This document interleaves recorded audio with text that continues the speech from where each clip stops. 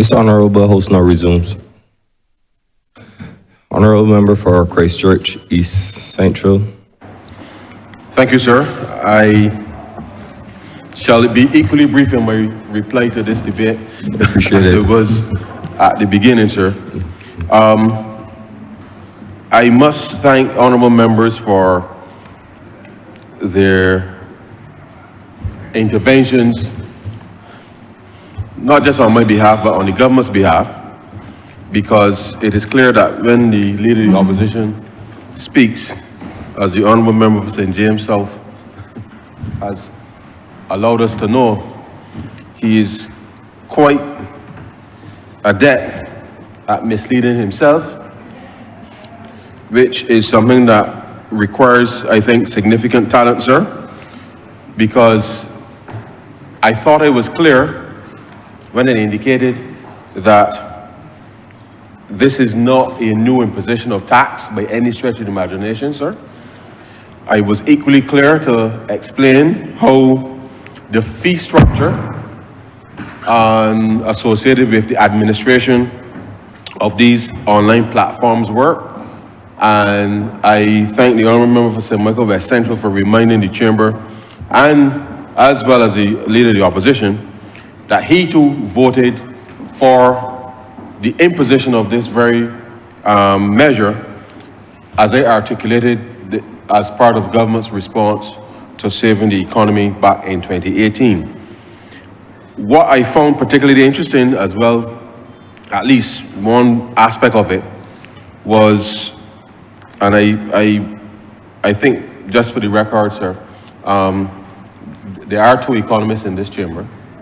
The honourable member for St. Michael South Central and myself, sir, call ourselves economists, and I think that it is really a sign of gross disrespect to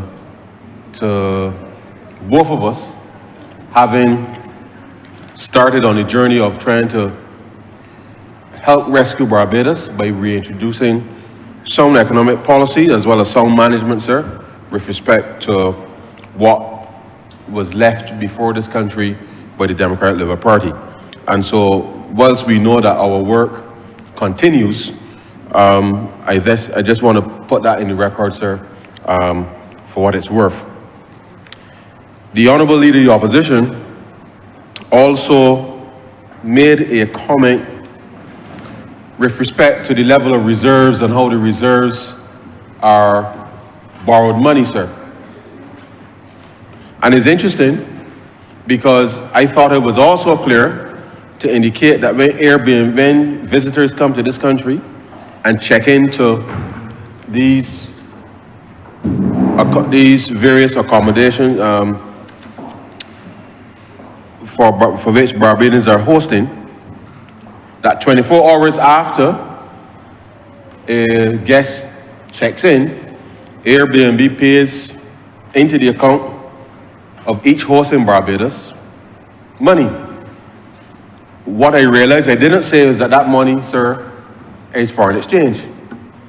And therefore that foreign exchange, which as I clearly indicated, sir, as a community tourism, genuine community tourism program, it means that ordinary Barbadians, regular Barbadians, as I indicated, sir, not just are being included in the recovery, but they too are helping to earn the very foreign exchange, sir, that he is suggesting is all borrowed, which indeed it is not.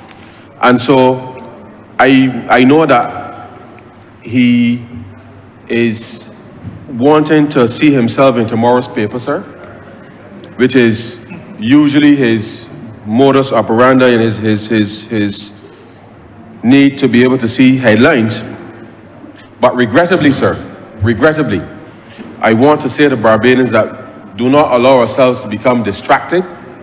I want us to lift our game with respect to what services we can offer, Deputy Speaker, in relation to not just the tourism product by way of accommodation, but by being able to recognize that if we are accepting visitors into the country, into our communities, into our homes, sir, that we are genuinely allowing community tourism, community development, community investment, sir, to be at the center,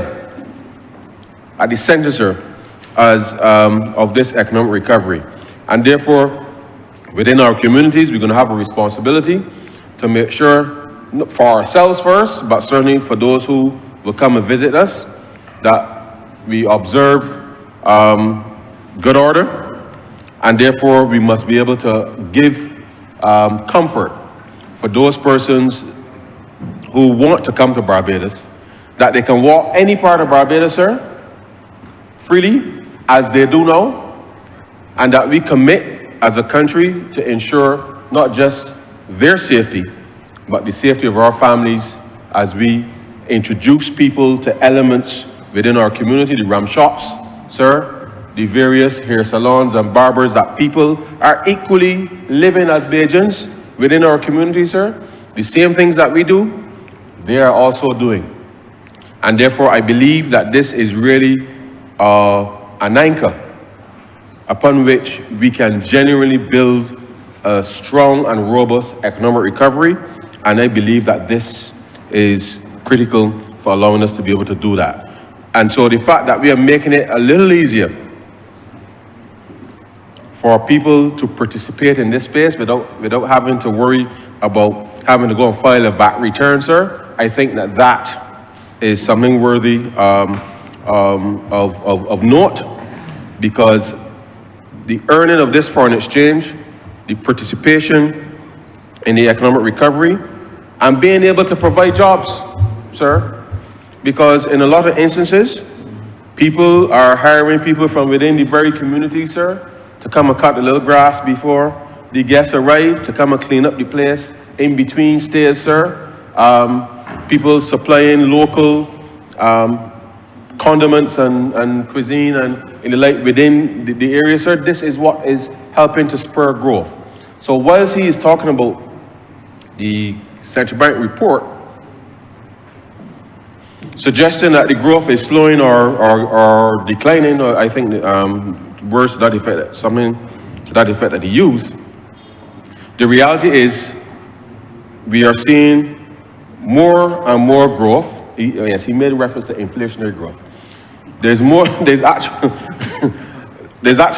actual growth, sir, which ordinary people can see and feel, because when people come into the communities, it starts with the taxi men dropping off the people, sir, they're visiting the local shops, sir, and it is that organic growth that we want to sustain right across the communities in Barbados. And the reality is, sir, is that as the pie gets larger, sir, as the pie gets larger, so to speak, it means that the same level or the same numbers actually equate to a little less, only numerically, sir, only numerically. But the reality is that the demand, sir, the demand for goods and services, but more importantly, and I hope that within the context of how people are pricing their accommodation, that they're recognizing that there's an opportunity not just to provide good quality service, but to ensure that you're not underpricing your product, or for that matter, overpricing, but you get the right pricing to ensure that you can maintain your property as you're seeing, but be able to make a few dollars in return. So I want to say to the Leader of the Opposition that whilst I know that the public policy of the Democratic Labour Party is to tax everything and give nothing by way of provision of good public services, we have been using the resources that have come from not just the levies, but all the other reforms that we've put in place to help improve the delivery of public services to the country. And I know that the public can see the difference between the approach of the Barbados Labour Party and how it hits their pocket, specifically in relation to being able to have the confidence to invest in these areas. And I hope that people continue to be able to fully participate in helping us to be able to have a very robust economy moving forward. So as I promised, sir, brevity is the order of the day, and therefore I commend this bill before the Honourable House. And obviously the next step is to have it in the Senate, and as I indicated, once concluded, then we will start the registration process with the various online entities and be in a position then, sir, as I say, to reduce the administrative burden with respect to persons who are currently operating in this space. And so with those very, very, very few words, sir, I beg to move that this bill be read a second time.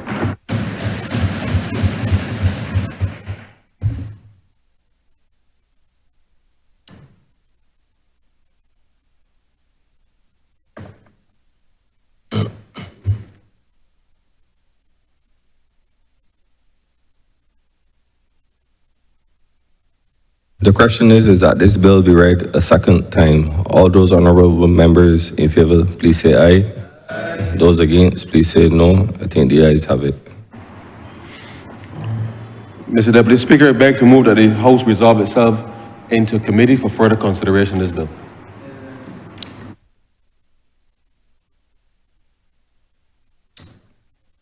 The question is that this House resolve itself into committee for further consideration of this bill. All those honourable members in favour, please say aye. Those against, please say no. I think the ayes have it.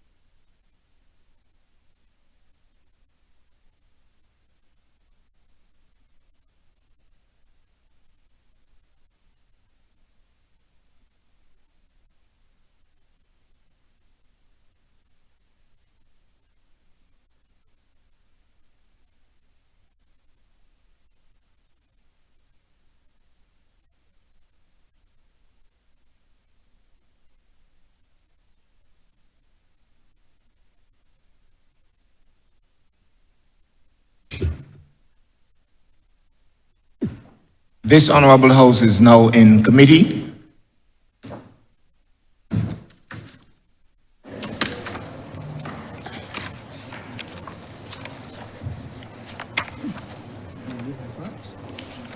Closes. Mr. Chairman, permission to call in clauses. So granted. Clause 1 through 7. Mr. Chairman, I beg to move that clauses 1 through 7 stand part. Question is that clauses 1 through 7 stand part. All honourable members in favour, say aye. Honourable members against, say no. Methinks the ayes have it. Clauses 8 through 15. Mr. Chairman, I beg to move that clauses 8 through 15 stand part. Second. The question is that clauses 8 through 15 stand part. All honourable members in favour, say aye. Honourable members against, say no. Methinks the ayes have it.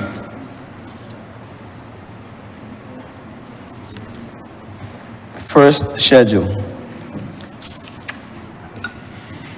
Mr. Chairman, I beg to move that the first schedule be the first schedule to the bill. Second.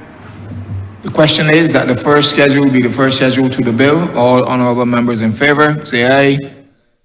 Honourable members against, say no. Methinks the ayes have it.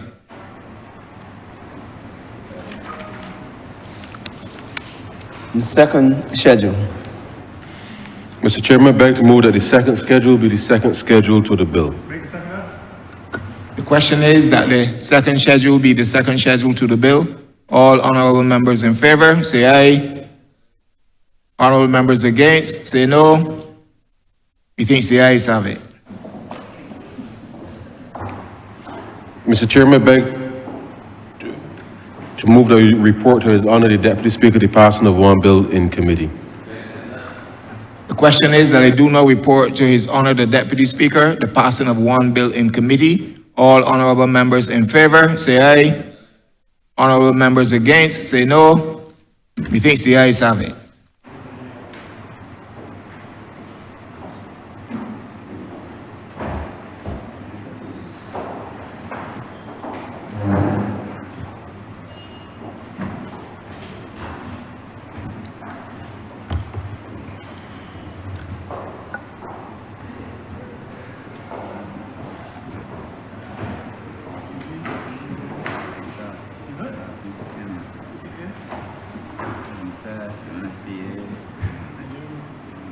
Honorable members, the chairman has reported the passing of one bill in committee.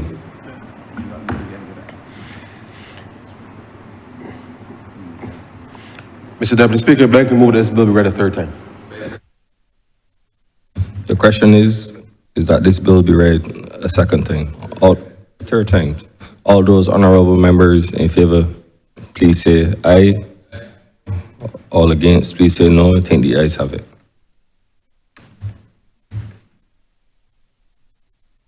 Right. Mr. Deputy Speaker, I beg to move that this bill be now passed and cited as the Tourism Levy Amendment Act 2025.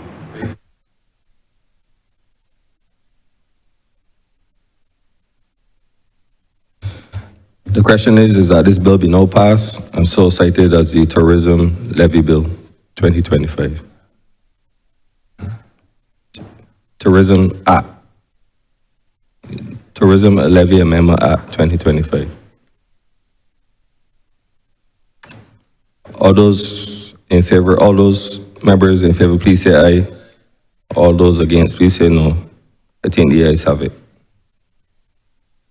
The act is so cited.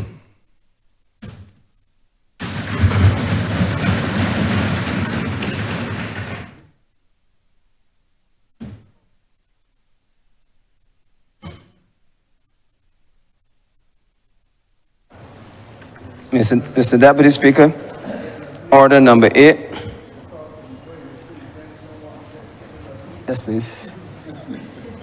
In the name of the Honourable Minister of Housing, Lands and Maintenance, to move the passing of a resolution to approve in accordance with Section 5 of the Land Acquisition Act, Chapter 228, the sale to the Pilgrim Holiness Church, the Wesleyan Holiness Church, of a parcel of land, the property of the state, situate at Welch Village, Bath, in the parish of St. John, in this island, and more particularly described in the schedule. Honorable member for St. George South. Thank you, Mr. Deputy Speaker. Mr. Deputy Speaker, I wish to beg your permission to do these two resolutions as a cognate debate. They're inextricably linked. The sale of the land to, yes, my mic is on. Sorry. Mr. Deputy Speaker, for the sake of the member for Christ Church South, I beg that these two resolutions be done in a cognate debate. They're inextricably linked, Mr. Deputy Speaker. And so,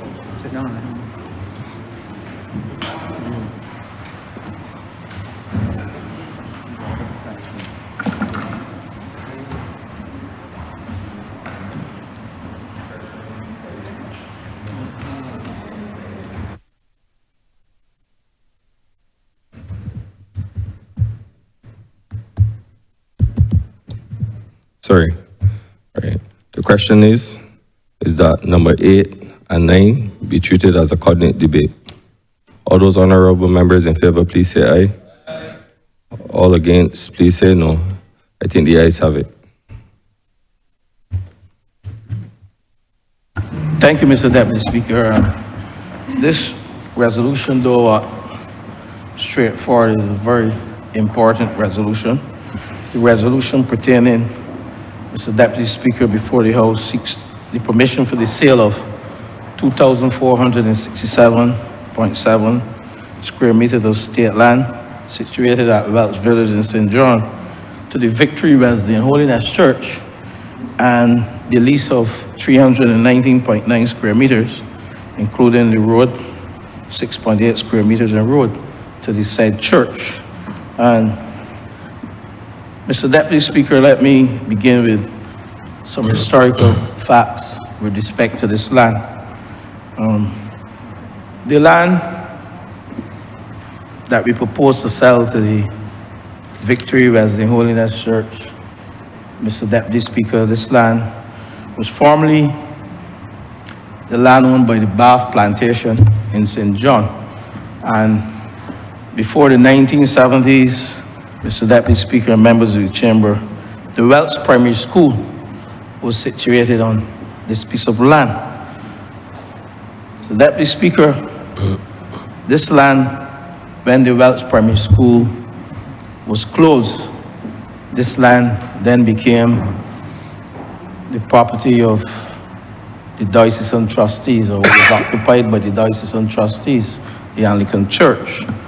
And in 1977, the state bought some 42 acres of land from a Mr. Baxter, 420 acres of land, from a Mr. Bruce Baxter. And this included the site on which the former school and the church previously operated. And from 1997 to 2013, that's the period that the diocesan trustee operated the St. Julian Anglican Church. And Mr. Deputy Speaker, the fact that the state acquired the land in 1977 meant that the diocesan trustees paid rent to the state for the period of time that they occupied and they operated a church there. And in 2015, fast forward into 2015, the diocesan trustees, they terminated the lease on the church, and the priest in charge of the St. Julian Anglican Church sent correspondence to the ministry on the last day of the year 2015, informing the ministry that the church was no longer interested in renting the property from the state. But, Mr. Speaker, this property has always been a staple in the community of Welch Village. In addition, the church currently sits on a piece of land. While we're doing it as a cognate debate, the church currently sits on a piece of land, 311.9 square meters of land. A very small piece of land. Those of you who know Welch Village, and I assume that the member for Christ Church South has spent some time in Welch Village, so he knows that piece of property, along with the parliamentary representative of St. John, who knows it exceptionally well. And but Mr. Deputy Speaker, the reality is the church is a very small church, and the congregation has outgrown the church.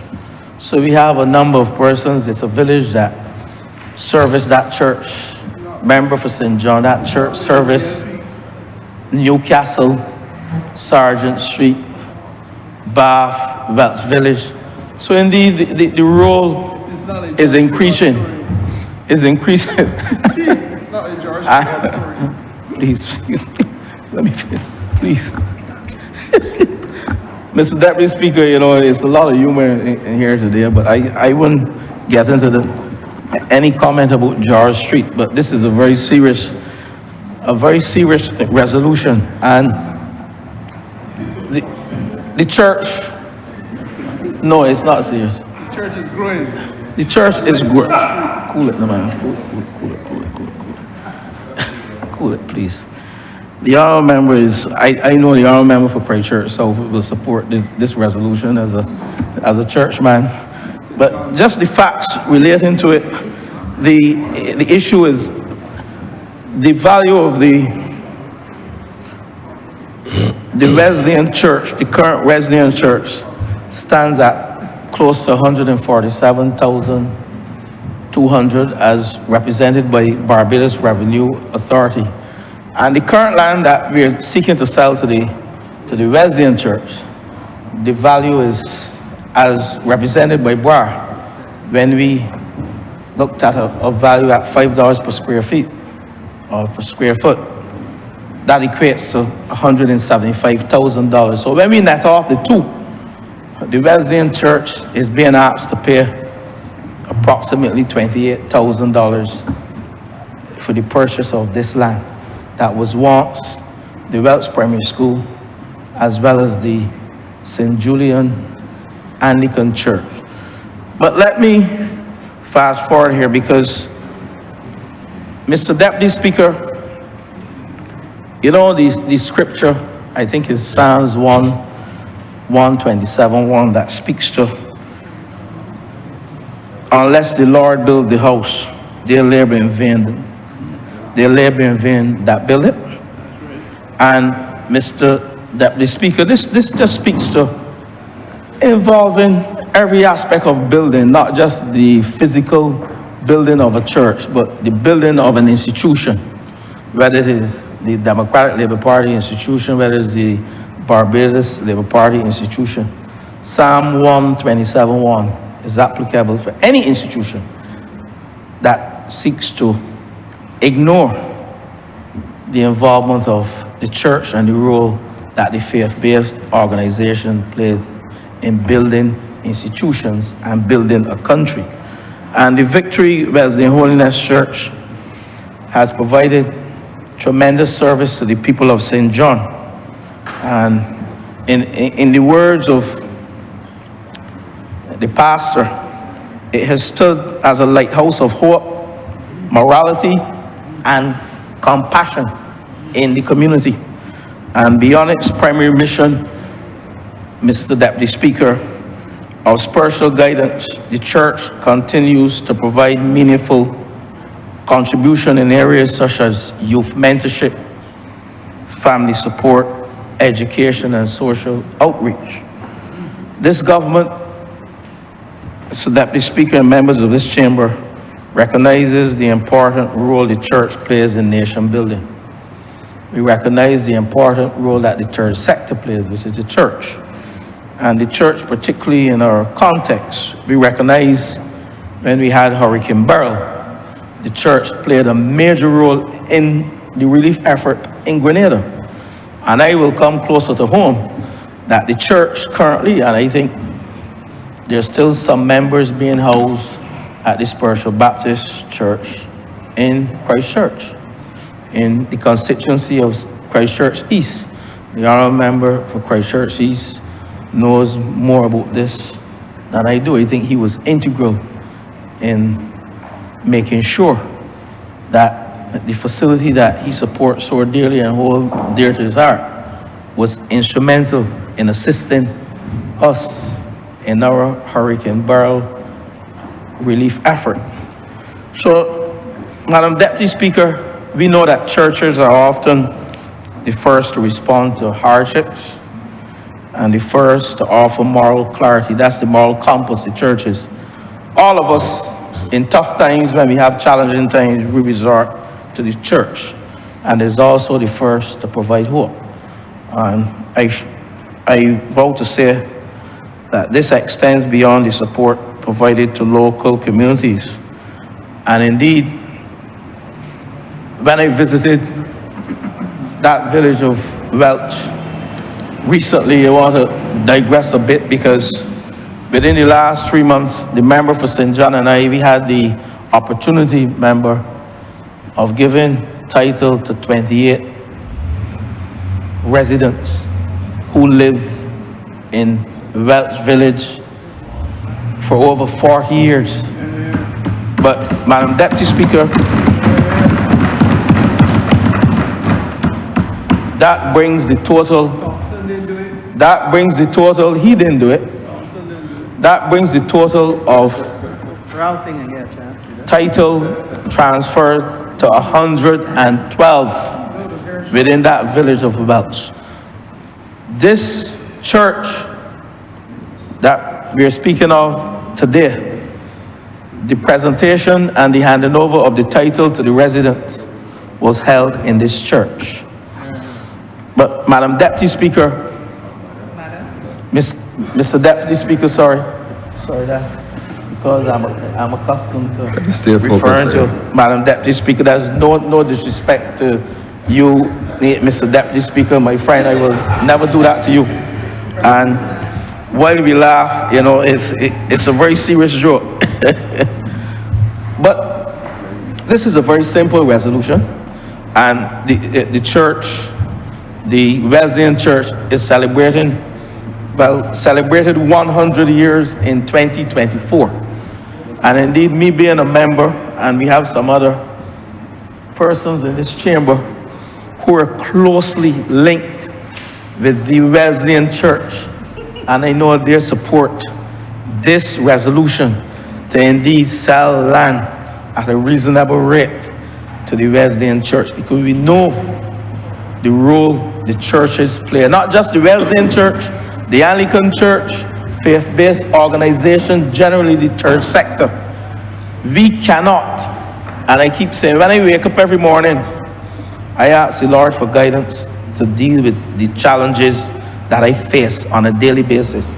And indeed, my upbringing, my value system, along with most of us, whether we want to say or not, we're built on those Christian values, and indeed providing spaces and buildings for us to have solace and to reflect and to involve the Almighty and the Supreme Being in what we do on a daily basis.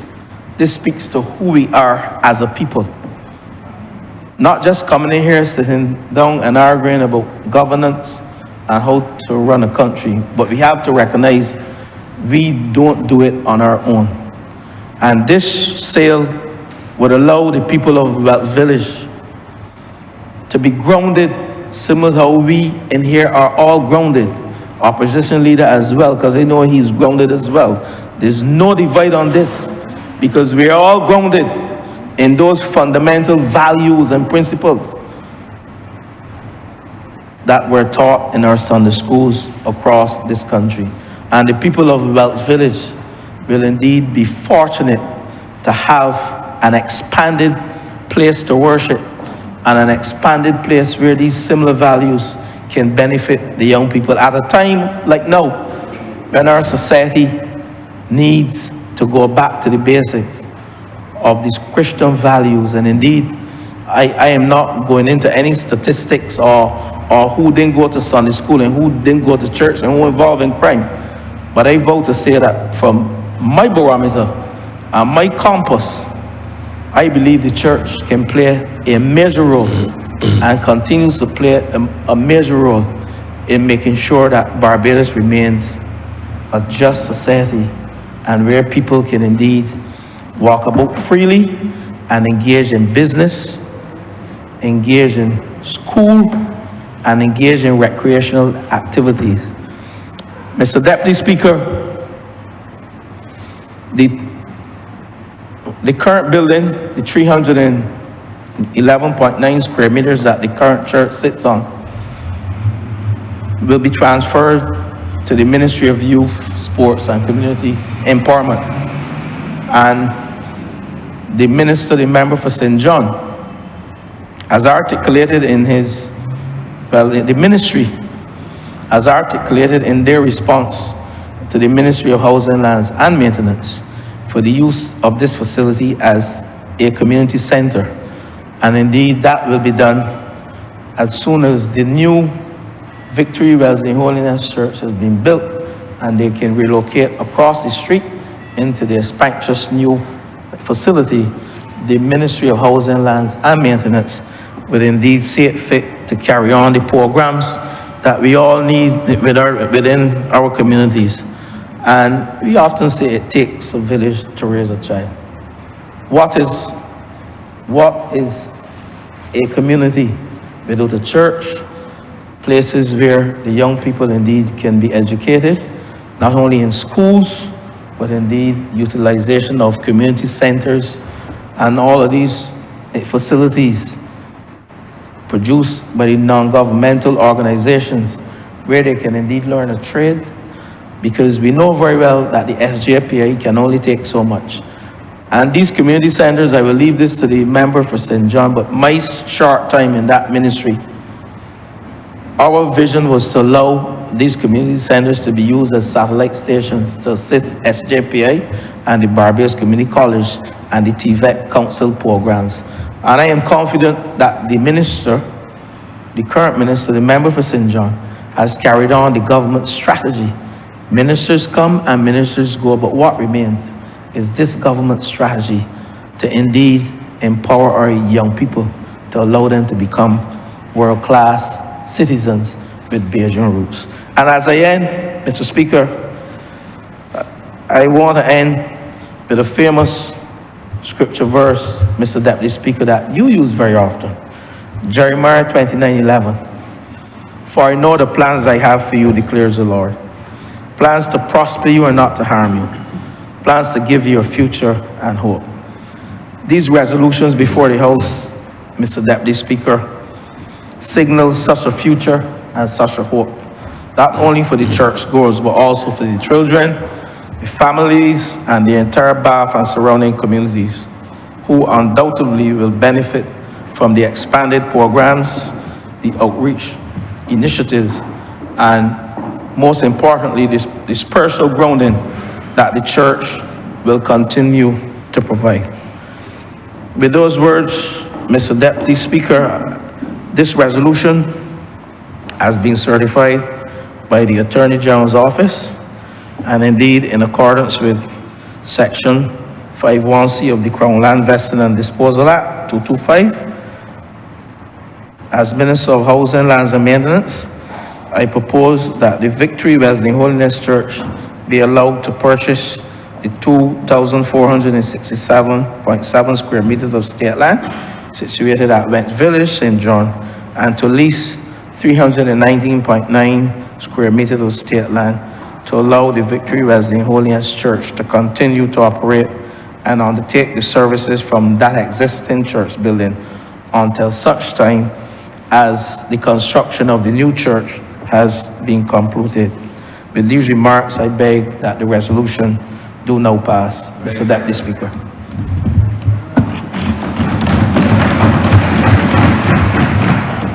Leader of the Opposition. I'm obliged to you, sir. The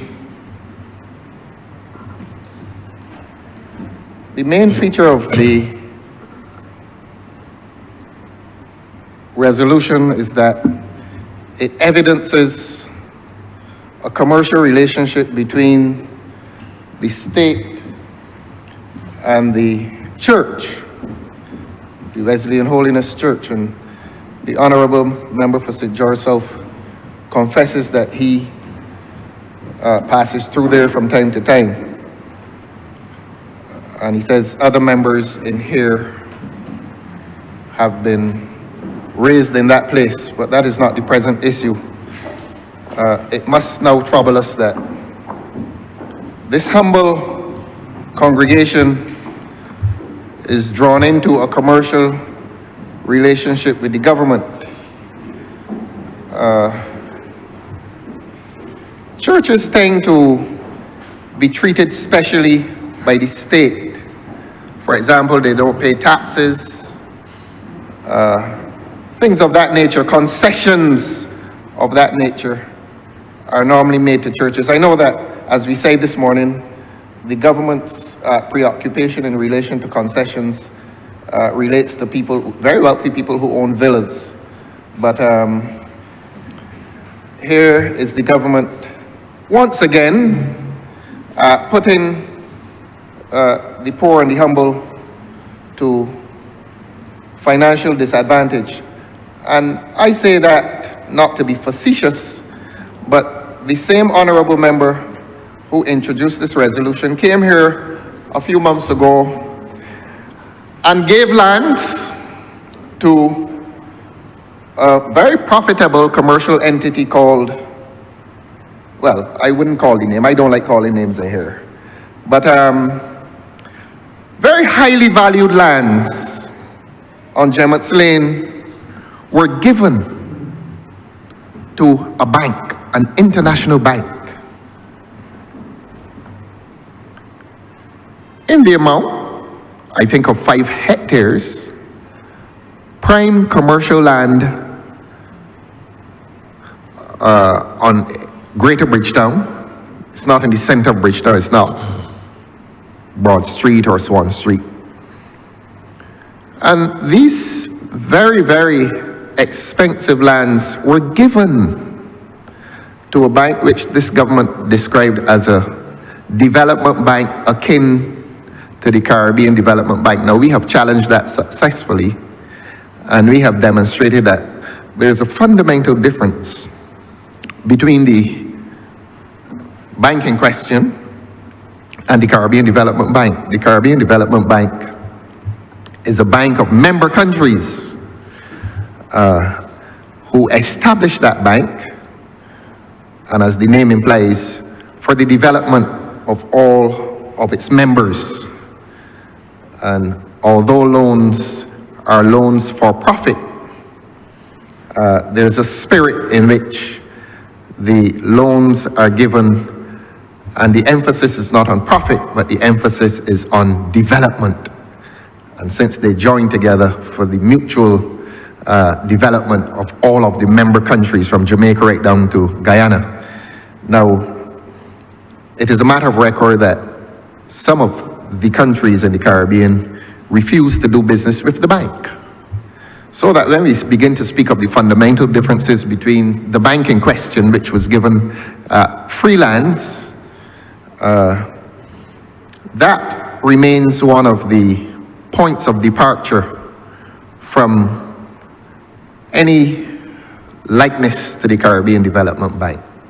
That bank bears absolutely no likeness to the Caribbean Development Bank, but the government thought it convenient to make the comparison because we know that the lands at Wildy were given to the Caribbean Development Bank precisely for the reason and the cause that it is not pursuing profit as much as it pursues development. And therefore, as a member country, Barbados felt proud to have the headquarters of the bank here. The bank in question, which were given the highly valued lands belonging to Barbadians, that bank was rejected by Jamaica. It was rejected by Trinidad, both of whom are members of the Caribbean Development Bank.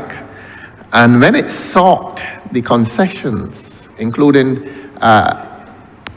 diplomatic privileges in those countries, it was rejected. Now, this is matter of record. I'm not here to disparage the bank.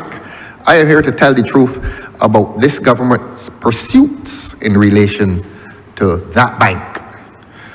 But the point being made today is that just a few months... Oh, beg your pardon. The honourable member is Honourable member misleading. for St. James.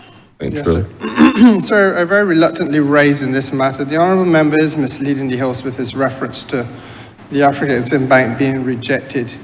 The truth of the matter is, sir, that at no point has Jamaica, or to the best of my knowledge, Trinidad and Tobago, rejected the bank.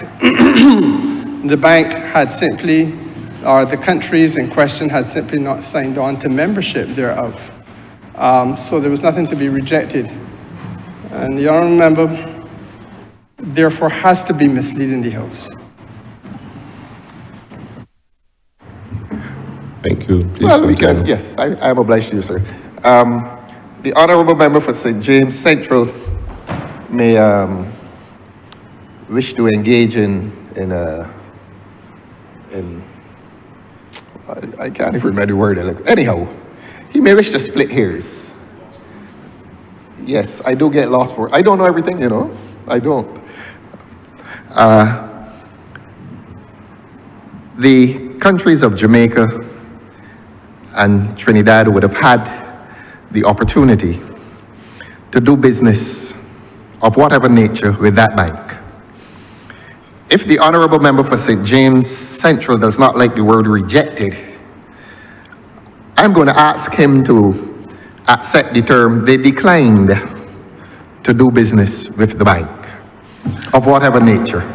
And again, Mr. Speaker, sir, I must write, Mr. Deputy Honourable Speaker, member sir, for on a St. point James of order. Central. Jamaica did not decline to do business with the bank. In fact, as an adjunct to the heads of government meeting which just took place in Jamaica, Jamaica has actually now signed on to the African Bank. At the time when Barbados would have done that, which Barbados did, sir, Jamaica had not yet signed on. It is a matter of internal administration of the country, not a matter of rejection or declining or anything like that. Sovereign governments must be given the time to do those things they want to do. Acknowledge. Good. We are managing to drag information out of the government, and we're obliged that even if the government is not willing to volunteer things, that we can sometimes drag this government into admitting what is the state of affairs that affects this country. And we're grateful to the honourable member for St. James Central that he has now been cajoled into telling the truth about what is going on in relation to this bank. You will notice, sir, that he declined to say anything about Trinidad. And we now invite him to say whether Trinidad was approached by the bank, now that he is in the mood for disclosure, whether Trinidad was invited by the bank to offer diplomatic privileges to the officers of that bank. And he will be quick now to rise to his feet and say whether those advances were made by this bank to the Trinidad government for diplomatic privileges. And he will answer the question, did not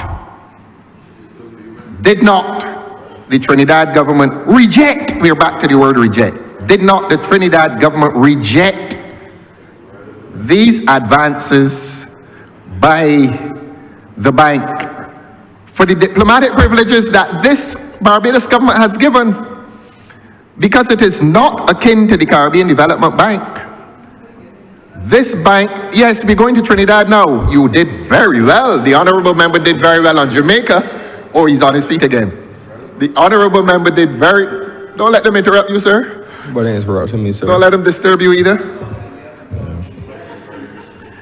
The honourable member has been very candid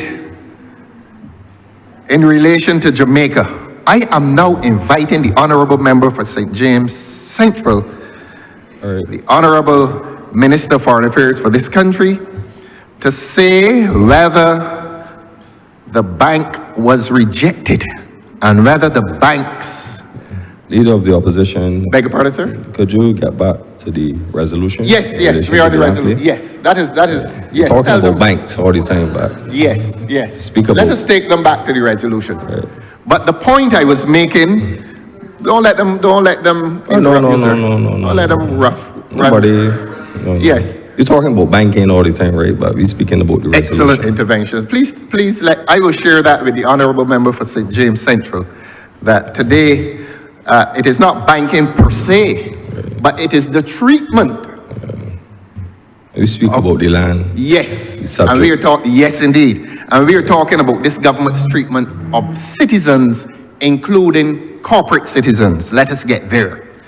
And we were making the point originally, before the honourable member for St. James Central took us on an excursion as to what the Jamaica government has done or has not done. We are not interested so much in that, as we are interested in the fact that this Barbados government gave away the lands situate at Gemmett's Lane to a bank, which is not a development bank,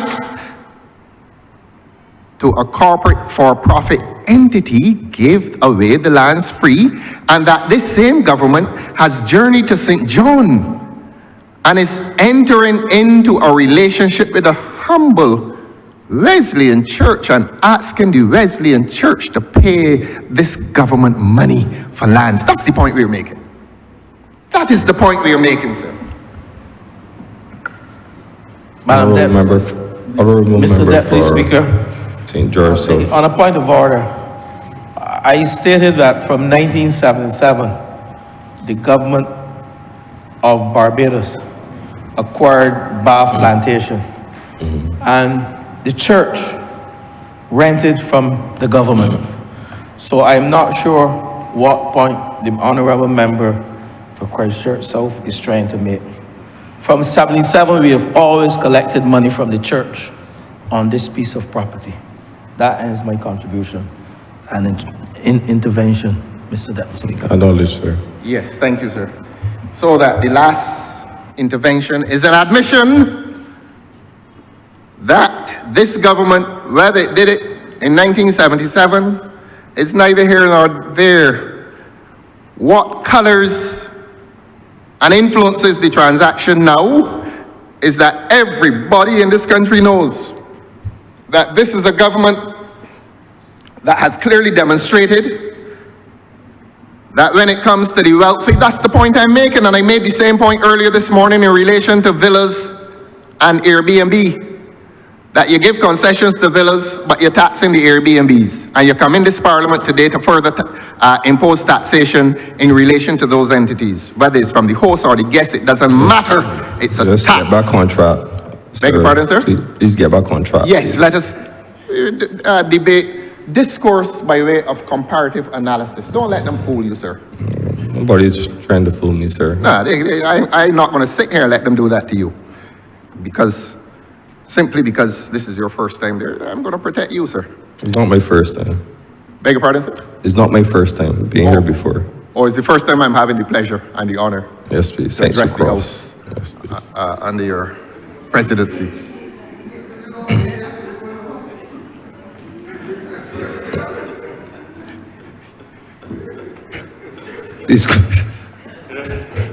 Please continue, sir. Please continue. But Yes, please Your stay Honor. on track. Stay on track. Yeah, keep them on track, sir. I want you to stay on track. Just, Oh, I'm on track. just But focus. I want you to keep them on track too. For sure. Yes, thank you, sir. Thank you. Thank you. So that the point being made, don't let them distract us. The point being made, and I'm going to say it so that the public hears me, we were making the point that this government is not well disposed towards the humble. Don't mind all the Bible verses. The Bible verses they avoided today, the Bible verse that they avoided today is that the meek shall inherit the earth. Certainly under this government, that it is never intended that that should happen. The meek in this country are merely inheriting a large tax burden.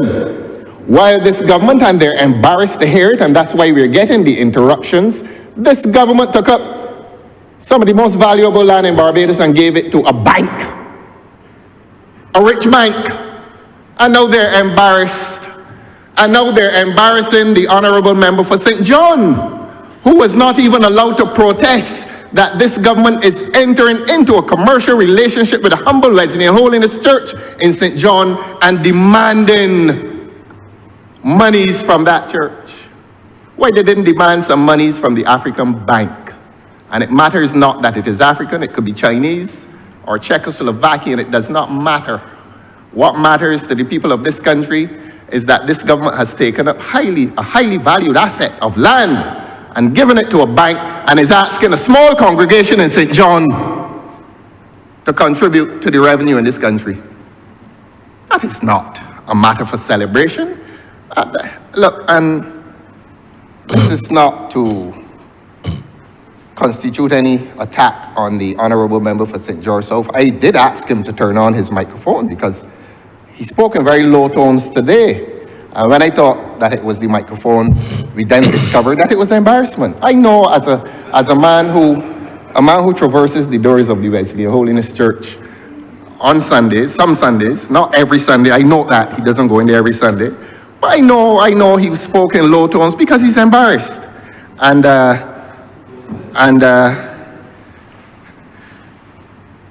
his colleague, the honourable member from St. John, may suffer similar embarrassment because between the two of them, they could not persuade the government to practice financial forgiveness in relation to a humble congregation. So that if they wish to convey, or if they've been sent to convey that the government has done some favor for the Wesleyan Church in St. John, they have not. Because those Wesleyans in St. John, like me, will be asking this government the question, why are you asking us to drop our pennies into the collection plate when you did not ask the bank to drop a purchase price into the acquisition of those lands at Gemmett's Lane? This is 166 square miles. And everything is near to everything else. And those humble congregants of St. John, they may not ask it overtly, but they will wonder. They will wonder at the principle by which this government carries on its business. Why do I have to increase my contributions to the collection plate simply because the government feels that it cannot be generous towards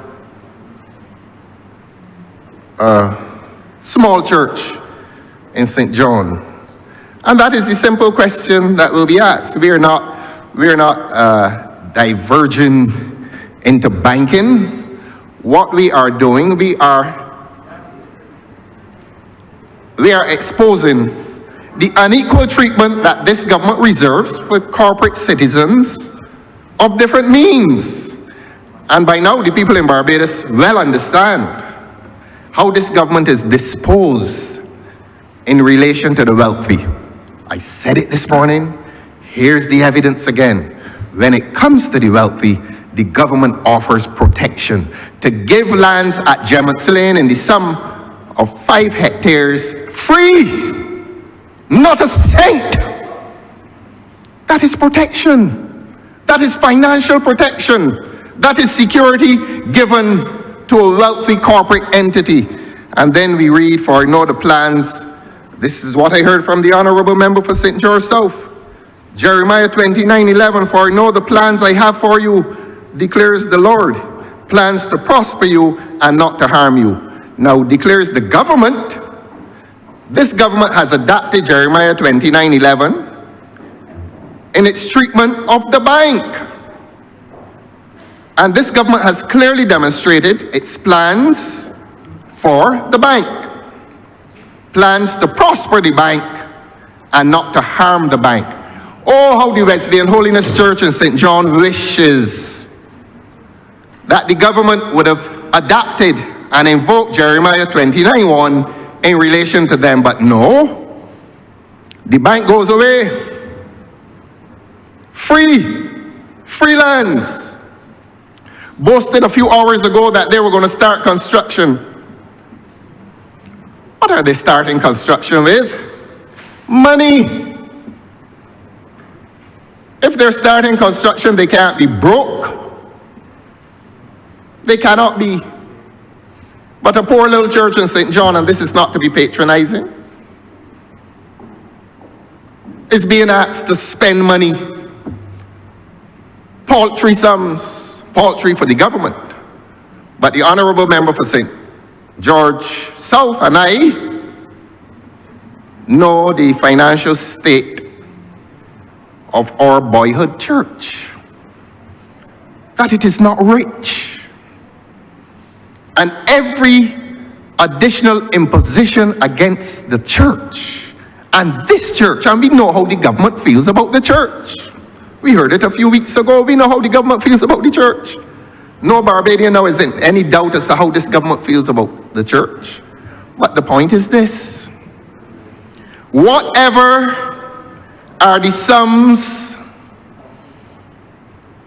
being demanded, and I'm going to use strong language, whatever are the sums being demanded by treaty, by contract, by resolution in this parliament of the Wesleyan Holiness Church, it is a lot of money for the church. But a big bank gets 5 hectares of land free.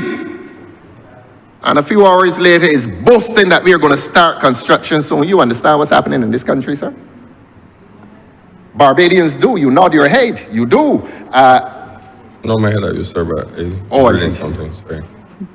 Oh, my interpretation of the nodding head was, I see. I watch you very closely, sir, when I'm addressing you.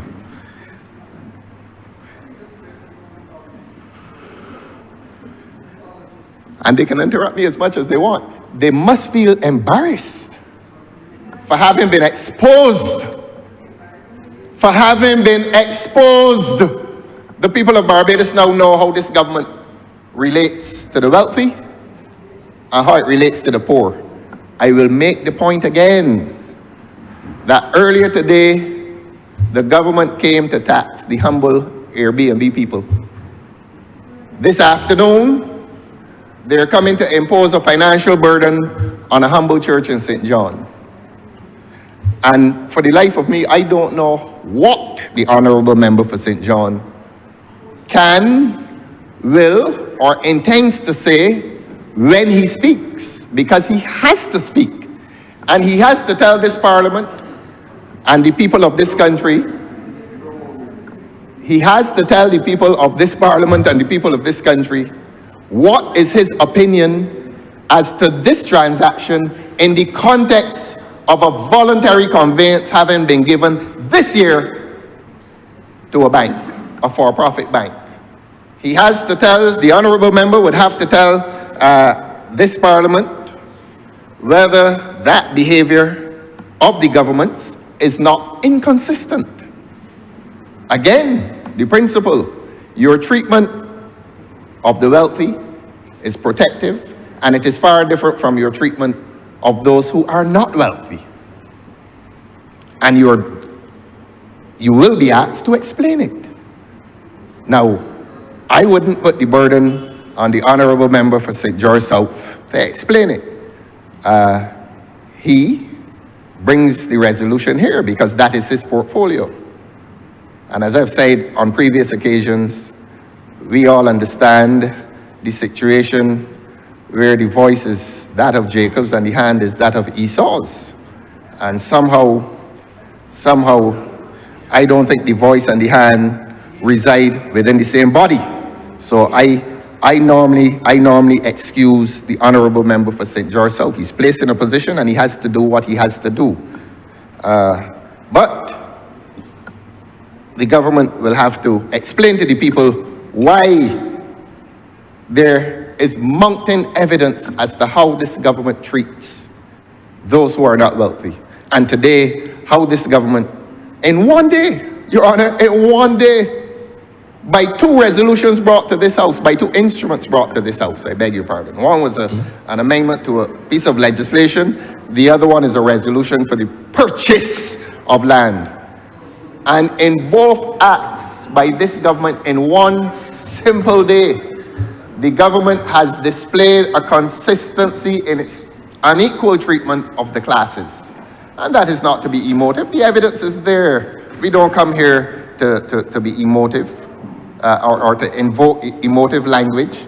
We come here to tell the truth, and the evidence is there. So that the point that I was making before the interruption was that by our experience, sir, we know how difficult it is for a church to raise funds. We know that. We do know that. And one would have hoped that this government, which attacked the churches a few weeks ago, one would have hoped that there would have been some repentance. And that the government would have said, look, perhaps we can change our attitude towards the church. And on a matter that is a trifle for the government, but a mountain for the church, give the people the land. Just as you gave the bank the land.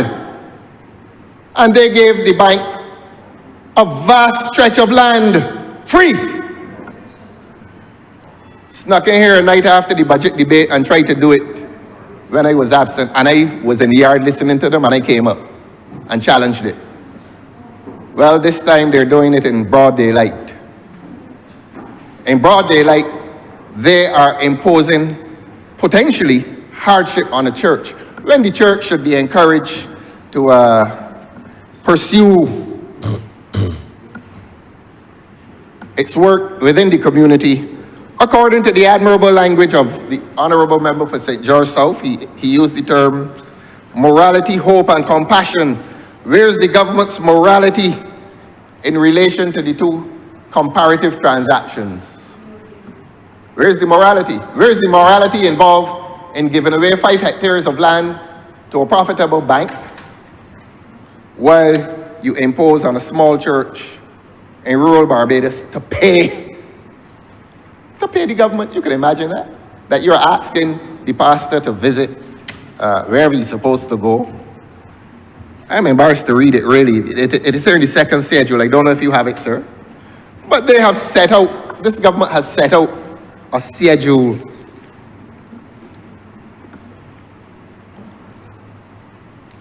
articulating how this little church in the country is supposed to visit the treasury and to pay these amounts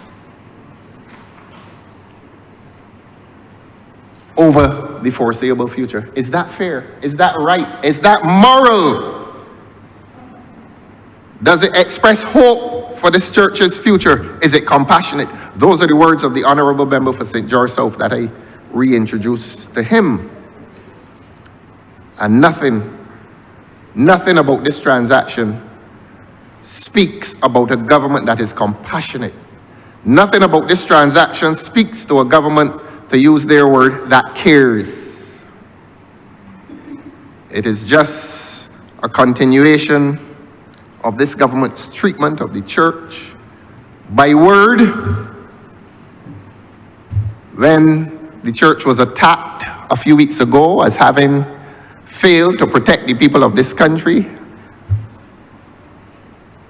And now by deed, a resolution and a deed of conveyance that will be drawn, or a deed of, well, a conveyance, whether by transfer or by lease, a deed that will be drawn to force a little green, a little aquamarine and white church. Those are the Wesleyan colors. To come to them, to come to the government and pay the government money. And a Frexham bank was never requested to pay a cent that we know of anyhow. That we know of. I know how to silence them, sir. That we know of.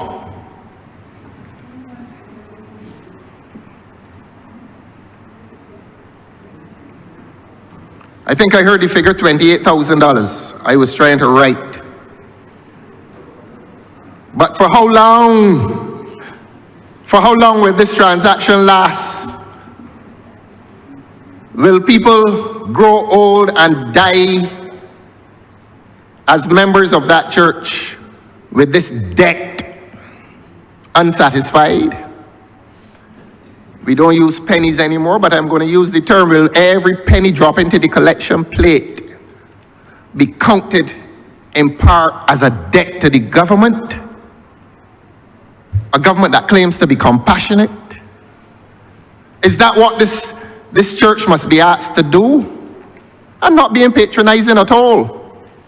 I am exposing this government's relationship with the church in this country and the churches in this country. And I'm going to say it again, above the whispers. Why could not the church in St. John have been given these lands of such little financial value? Is it too good for them? Is it too good for them, government? That's the question. Where is the morality in this transaction? Why must the church be tied to the government commercially and financially? Why? What is the benefit to government? Where's the virtue in this transaction? Why? Is there an explanation? Or does this government believe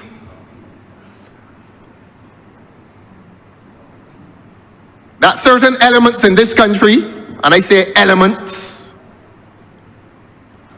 are entitled to protective treatment, to generosity,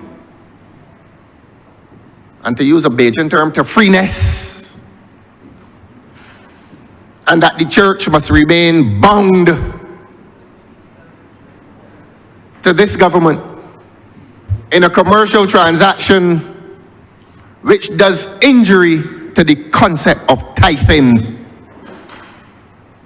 So that when a little old gentleman does his tithing now on Sundays, he must consider that part of his tithe is going to the government by demand, by way of deed, by way of legal instrument.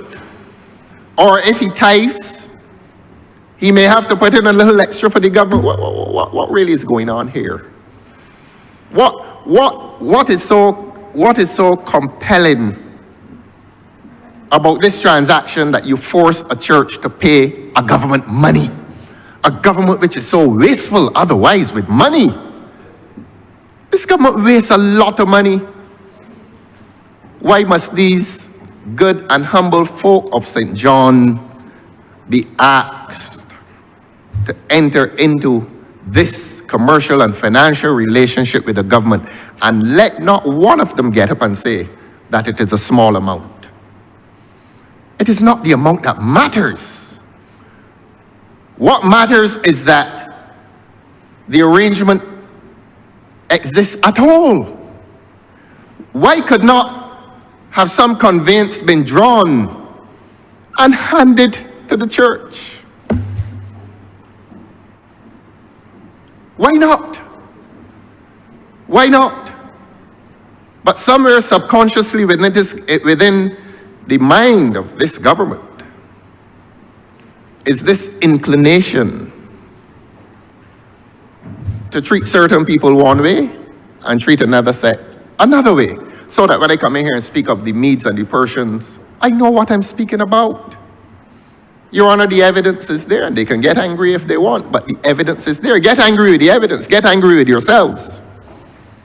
But the evidence is there, and I'm going to highlight it for the sake of the people in this country. And I ask the people of this country to walk away from what this government has done this afternoon and to consider two parties of relevance. And I'm going to call the name now. A Frexham Bank and the Wesleyan Holiness Church, formerly the Pilgrim Holiness Church. And to consider this government's treatment of those two entities. And to tell the people of Barbados whether the government's treatment of those two entities is equal under the rule of law. One of the main precepts within the rule of law is that all persons are equal before the law, and therefore are entitled to equal treatment before the law. Where is the equal treatment today? Or will we agree to be embarrassed? Will we agree to be in a parliament that will be embarrassed? And permit repetition now, sir. What is so compelling about this transaction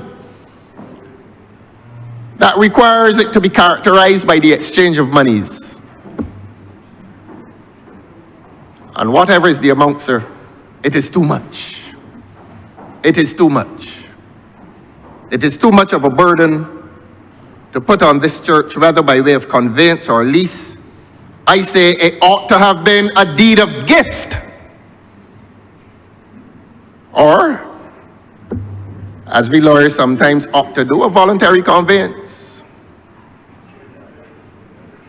Voluntary conveyance. But the Frexham Bank got a deed of gift. The Frexham Bank got a deed of gift. Where is this government today in relation to a small parcel of land in rural Barbados for a church that has done no sin to the people of this country. All they have done, Honourable Member for St. Thomas, you're a Christian. All they have done through you, sir, is good for the people of this country, for the people of that rural part of this country. Today, this Parliament comes here and drags them into a commercial, financial relationship. And how long shall it last? Some of those who tithe in that church next Sunday may die, and the commercial nature of this transaction will survive them. And there are children unborn who will become members of that church, and they will have to contribute to the collection plate. And the collection plates normally are destined to help not a rich government, but to help the poor.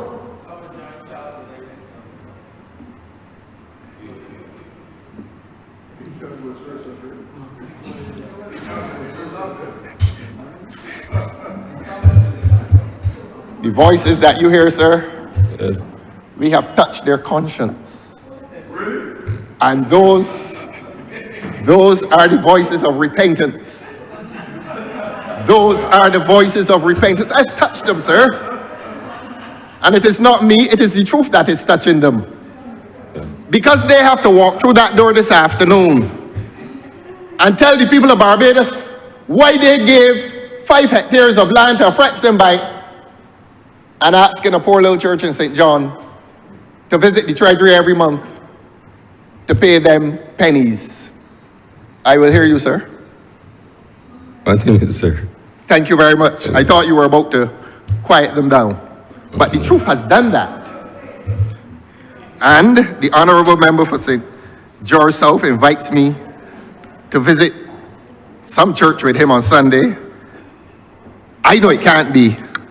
After he has done what he's done today, it clearly will not be any Wesleyan church. And I suspect that he will not be visiting Ellerton for a while. Not after he has done what he's done today, but as I said before, the voice of Jacob and the hand of Esau operate within different bodies.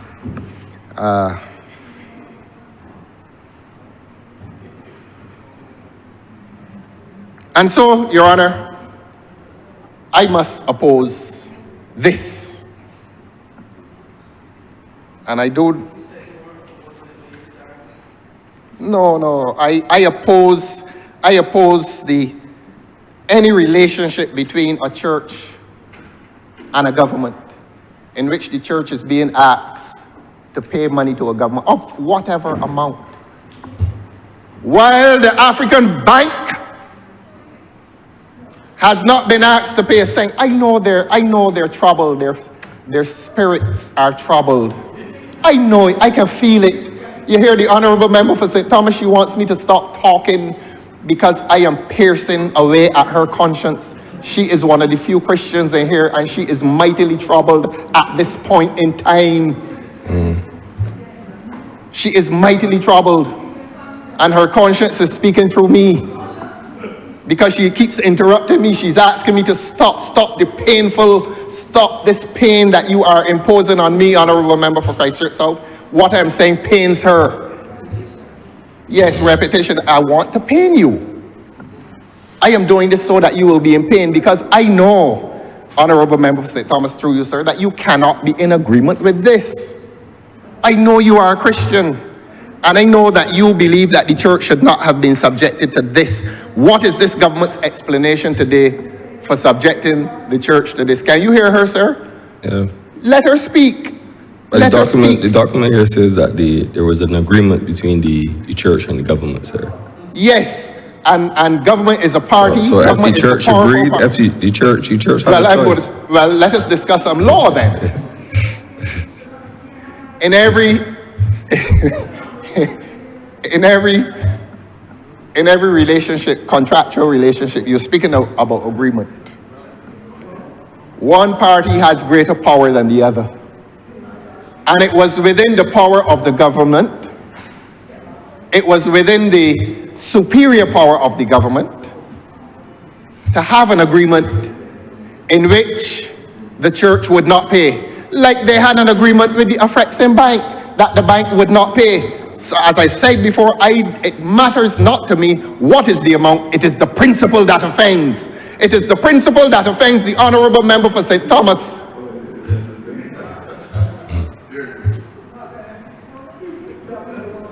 It is the principle that offends the Honourable Member for St. Thomas. Look at her, sir.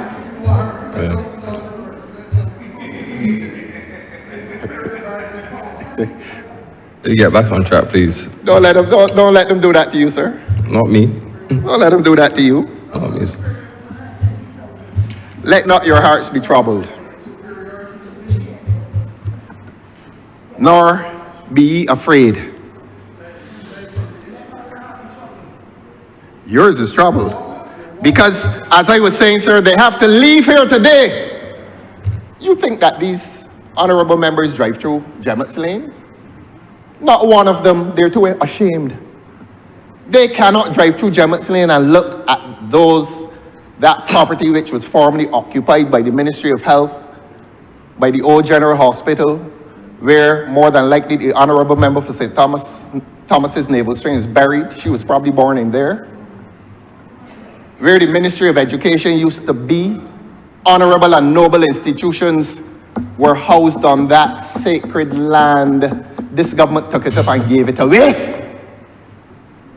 to the wealthy.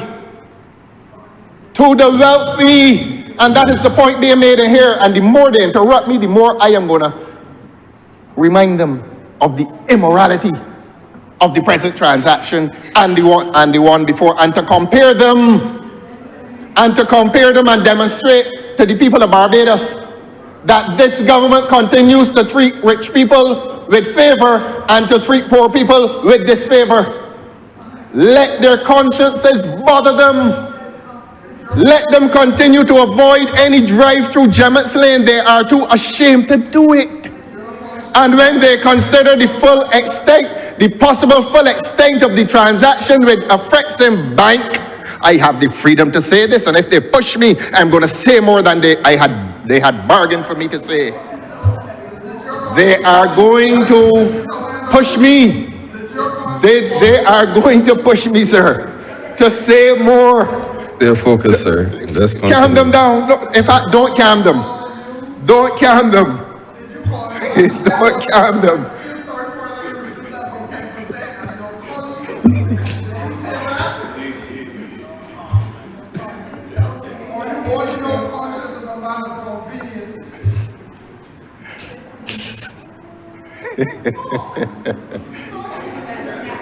When he's finished, I will talk. Quiet, please. Continue, sir. Thank Stay you very much, focused. sir. Quiet them. But you know you can't quiet their conscience. Inside their They boiling. ain't trying to quiet yours either, so just continue. Stay Inside they're focused. boiling. They are bubbling inside. And this government will never get over. We're talking about sin, political sin. We speak about the resolution. Yes, the political sin contained in this resolution. Right. And by way of comparison, this government will never live down the political sin of what they did on Gemmett's Lane, and today they will not live down the political sin of what they have come here to do this afternoon. Let their consciences rise up. I don't mind the noise. It shows that we are touching them, sir. You and I are touching them. When you say you and I, sir, explain, please. Well, you are trying to calm them.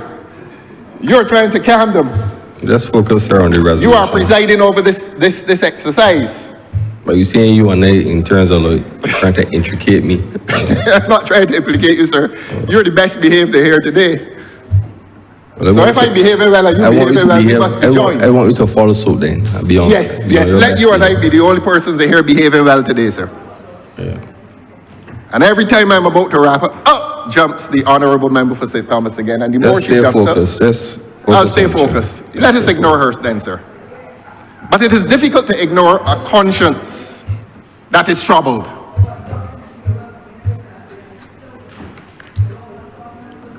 And you know, I used to enjoy it when the Honourable Member for St. Thomas sat there Of course, I enjoy it far more now that you are there, sir. But I used to enjoy her presidency of this chamber. So in wrapping up, permit me, sir, to go to the addendum so that the people know what is going on here.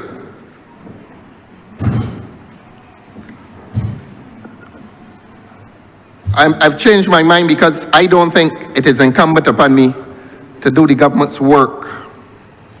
But maybe the people would get very angry when they hear what this document purports to do to these humble folk. The people may become angry. And there is good reason why the Honourable Member for St. George South did not read the details within the second schedule and the addendum. There may be good reason why the Honourable Member did not do that, because he too does not wish to hurt them with these truths as to this commercial relationship. What he did, in fairness, was that he gave the value of the lands occupied by the church, and I expect he will get up and do calculations as to financial benefit. But we are going to make a different point.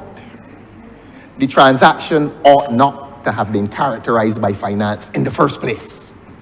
So that if the Honourable Member and his colleagues intend to rise and say, but it is not a lot of money imposed on the church, good and reasonable people would ask him and his colleagues, but why need there have been money at all for this little tract of land in rural Barbados? Money imposed against people who did nobody any wrong, including this government. Including this government. This church that has been willing to accommodate the Honourable Member for St. George South in his boyhood days, and me in my boyhood days, but this is not about me nor him. This is about a principle, a larger principle, that no matter how minuscule is the financial arrangement, it ought not to have existed in the first place. What next, government? What next? Is this government going to start taxing the churches? Something that is not heard of in the Western Hemisphere? Is this government going to try to reverse this establishmentation that took place in 1969? Is this government going to become so authoritarian that its efforts to dominate every institution of this country will now more blatantly extend to the church, because this government is on an authoritarian political trajectory in which every institution in this country, including the church and the media, must now be subject to governmental dictate. That this government believes that it has the moral and political authority to determine how every institution will function, including the institution of the arts. Men and women are now afraid to write and to sing what their consciences dictate to them they shall sing. When Sunday comes, how will the people in that little church sing the Lord's song? In a financial land, a land in which government is now saying to them, when you're tithing, I want some. I want some. Why did they not fret and bank for some?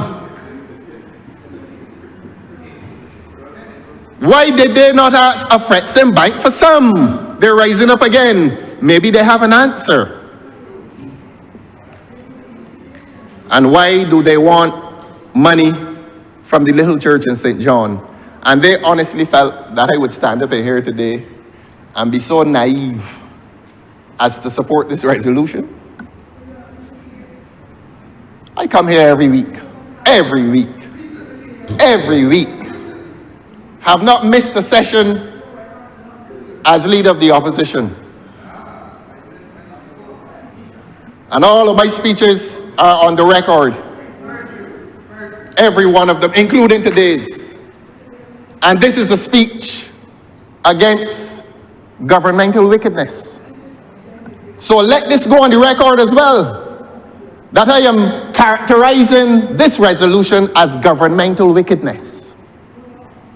When one considers, and I'm going to repeat this and I'm going to dig it into their consciences, I am going to drive, let me not use violent language, but I am going to pour the truth into their consciences and let them discover that this act today is politically sinful. This act. No conscientious, Christian-minded parliamentarian will genuinely support this. And I did say conscientious and Christian-minded, with the hope that all 30 in here fit those categories. Since I am not qualified to judge anyone in terms of their Christian convictions, but I express the hope that there are those in this parliament and in this government that will quietly reject this transaction as immoral and unnecessary, except that it may be consistent with government's desire to impose authoritarian rule on this country, and that even a humble congregation in St. John must feel obligated to the government by way of the payment of small sums periodically, so that it is not about the amounts, it is about the principle. It is about a relationship that you're establishing between the church and the state. That is the sin. I say, give freedom to the church. Give the lands to the church. But you gave freedom to a Frexham bank. You gave freedom to a Frexham bank. And the church is not building any 5-story temple. Maybe a Frexham bank is building a 5-story temple. Just maybe. And maybe with millions of dollars required to build that corporate temple, maybe that reflects that the original transaction to gift the land to them was wrong. It was wrong. And you know, Your Honor, the people in Barbados want it reversed. There are people who have sought legal opinions from us as to whether it can be reversed. It is as serious as that. I'm sure the government, I'm sure the members on that side have gone into their constituencies and heard those questions. And maybe that is why a lot of them are afraid to go into the constituencies. They can't deal with the questions, you know, sir. They can't deal with the questions are hard. And you know what they're doing? They're hiding behind an army of public servants at something called Ideas Forum. Please don't go to those, sir. Please don't go to those, sir. And the other one, I can't remember the name, but you brought an army of civil servants, all 10 o'clock in the night, and 5 sycophants from the branch, and pretend that you're having some town hall meeting to discuss issues, local issues, when you should have had local government in this country. But I don't want you to accuse me of digressing. Let us get back to the main point. Please do, sir. Thank you, sir. Thank you as well. Let us get back to the main point. That no conscientious, Christian-minded parliamentarian or citizen of Barbados will defend this transaction in which a poor and lowly church from the country has been dragged into a commercial and financial relationship with the government, while a Frexham bank has been given the freedom to build. a 5-story building on free lands. Both lands are sacred. Both the lands in St. John, which sit under this church, and the lands at Gemmont's Lane are sacred. The sacredness of the Gemmont's Lane lands has been defiled by this government's decision to part with the patrimony of this country to a corporate citizen that can afford it, that ought to have paid millions of dollars into the treasury of Barbados, except that a small church in St. John is being asked to pay pennies into the treasury. Where is this government's morality? Where is this government's moral principle? Where is the compassion of which the Honourable Member for St. George South spoke today? He really expected that I was going to stand here and support this. I will not, I cannot, I never will. These people have done this government nothing to deserve this kind of treatment, whether it is pennies or $100 bills. They have done nothing to deserve this disadvantageous and unequal and discriminatory treatment. And it is all those things because this government has treated a wealthy entity a lot better. And the people of Barbados know it, and the people of Barbados are angry about it. They are angry about it. Ask any of the 28, I beg your pardon, sir. Ask any of the 28 of them if they have not heard inquiries from the public as to the public's feeling on that transaction at Gemmont's Lane. Y'all think the people forgot? They haven't forgotten, and the judgment promises to be harsh. It promises to be harsh. When the people come and ask for legal opinion as to reversal, that is evidence of anger. Yes, I say so in St. James North, and it is no less true today. I don't buy a vote. In the BUI election, All right, sir. Didn't buy one. Let's get back on track and try to Back wrap on up. track. Try to Let the wrap up. Honourable Member for St. James Central, let him act up. Let him act up, you hear? Focus on the chair, sir. Get back on track and Back try on to track, wrap sir. up. Try to wrap up. Yes, back on track. The consciences got them today. And so, Your Honor, I was at the point where I was about to read the schedules and the addendum, and I did say that, and I'm on to the other schedule and the other addendum, and I did empathize with the Honourable Member for St. George in his... St. George South. Beg your pardon, sir? Member St. for George St. South, yes. Thank you for listening, sir. I did empathize with him in his decision not to go into the details, because I suspect the details also embarrass him. This is a gentleman who has had, if I am to be personal, and I'm going to be personal in a very complimentary way, and he did hint at it, this is a young man who has been the beneficiary of that typical Barbadian boy upbringing. And having been the beneficiary of such a son of good parents, I've met them, a son of good parents will not and cannot come in here today and give the details of this transaction. He cannot do it. It is not within him. He cannot get it done. And if he gets it done, Honourable Mr. Member Deputy for Speaker, St. your member George is South. so misleading the chamber. During my presentation, Mr. Deputy Speaker, I outlined the value of the land as per the Barbados Revenue Authority. Both lands, the current Wesleyan Church, valued at $147,200, and the price at which we will sell the land, I think it's $175,200. And I'm not looking at it because I have it in memory. And we said we would net off the two values so that the Wesleyan Church will pay to the state, to the government, $28,000. I give the details. So I'm not sure where the Honourable Member, the opposition leader, is going with this. Please don't mislead the chamber or those who are listening. Thank you.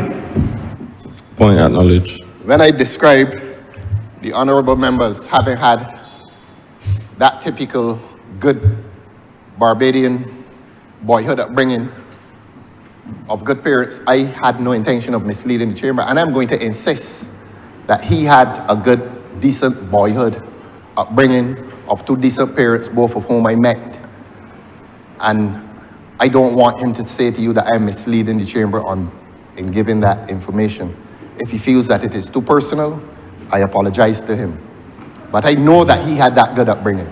And I know that he has been in recent times a good Wesleyan, and I know that it troubles his conscience. And I also know that there are parts of this second schedule, the parts of the schedule and addendum which he did not read.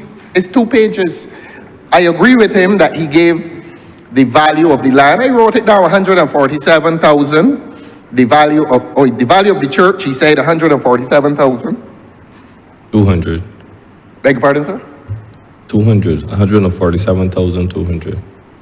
To be exact. You are good, sir. You are good. 147,200, and the value of the land.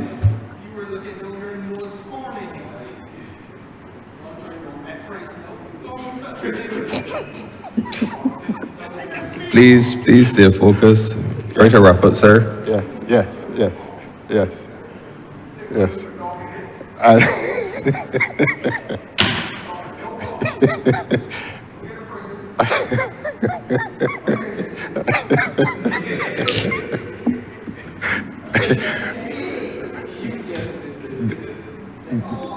Do I now have your permission to proceed, sir? Yes, sir. Yes. Please continue. Let's focus on me, don't focus on them. I will focus on him. You and I don't respond well to bullies.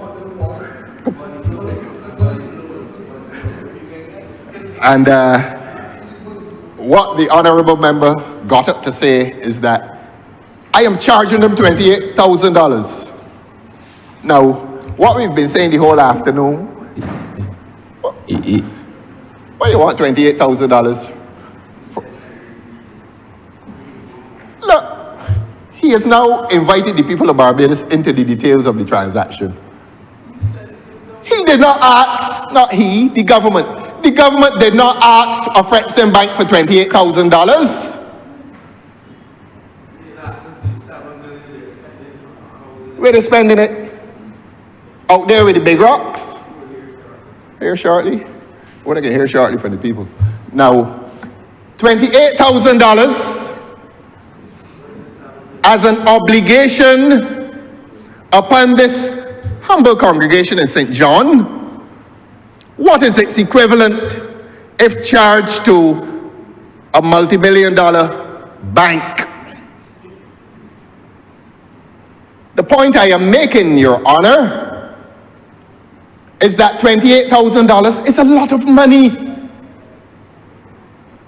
for these people in this rural community. And they will now hear, I wonder if they told them though. I wonder if the government told them. They did. And they weren't ashamed? Y'all weren't ashamed to tell them that? That you want $28,000 from them and you didn't ask a Frexton Bank for a cent? I want to sit, sir. But every time I attempt to sit, there's something else about the transaction that makes the people of Barbados angry. That you did not ask a Frexton Bank for a cent, but you are demanding $28,000. And the honorable member for St. James Central now has gone silent because he's gone in a church a few times in his life. And his conscience is now troubled. Why are you asking these people for $28,000? Do you know what the collection plate in a typical Wesleyan church looks like on Sundays? This is not to embarrass them, but there's a board for those of us who go into the churches that reflects the collection. And the sums are modest. Yes, there's still some churches that do it. The honorable member for St. Thomas knows this. Yes, I do. Right, sir, please focus on your chair and just try to wrap up your presentation. I will accept your direction to focus on the chair. But you would have noticed, sir, that I have been pausing only to hear their consciences. And they know that what they're doing is wrong. And the honourable member for St. George South knows that it is morally wrong to ask this church whether he told them prior to today or not, whether they're now hearing it for the first time or not, and he departs to shed some tears elsewhere. No, you're going to shed tears. $28,000. You know what's the collection up there, sir? You want me to tell you, sir? You want me to tell you what is the collection on any given Sunday in any of these churches? Nazarene, Church of Christ, Wesleyan, whichever. You know how long it takes, sir, to accumulate $28,000 in a collection plate? Do you know, sir? Well, the honourable member for St. Thomas knows, even if the honourable member for St. James Central does not know. The honourable member for St. Thomas will inform him that it will take a long, long time to collect $28,000, and a Frexham bank could have collected $28,000 just by signing a check, and they were not asked to sign that check. Where is this government's moral principle in relation to the citizens of this country, in relation to the rich citizens of this country when they are preferential? And where is this government's treatment in relation to the poor of this country when they are disadvantaged? And when this government intends to further disadvantage with these unfair, immoral, and sinful impositions against a little church in the country that has done nothing but good by the citizens of St. John. Where's this government today? Is this government willing to repent over what it does today? This is no joke. This is about a principle, honourable member, through you, sir, for St. James South, who has now signaled that she too will come to life. As a Christian, so profess, where stands the honourable member for St. James South today? Let the repentances come forward. Let the confessions come forward. Say how you feel. Say how you feel. Say how you feel. Say how you feel. Focus on the chair, sir, and on the resolution, and try to wrap up. $28,000. That is the point. That is what troubles them in their bosoms. That $28,000 is being demanded of a small congregation in this country, a congregation that has done the people of the Barbados Labour Party nothing. Nothing. You hearing them, sir? Focus on the chair. Yeah, yes. Their hearts are now troubled. The next thing they can do is come there and kneel down. The next thing they can come and do is kneel down there and repent and ask the Lord for forgiveness. $28,000. $28,000. Let everybody in Barbados hear that this government has gone to a little church in Barbados and asked them to give the government $28,000 and did not ask a Frexham bank for 28 cents.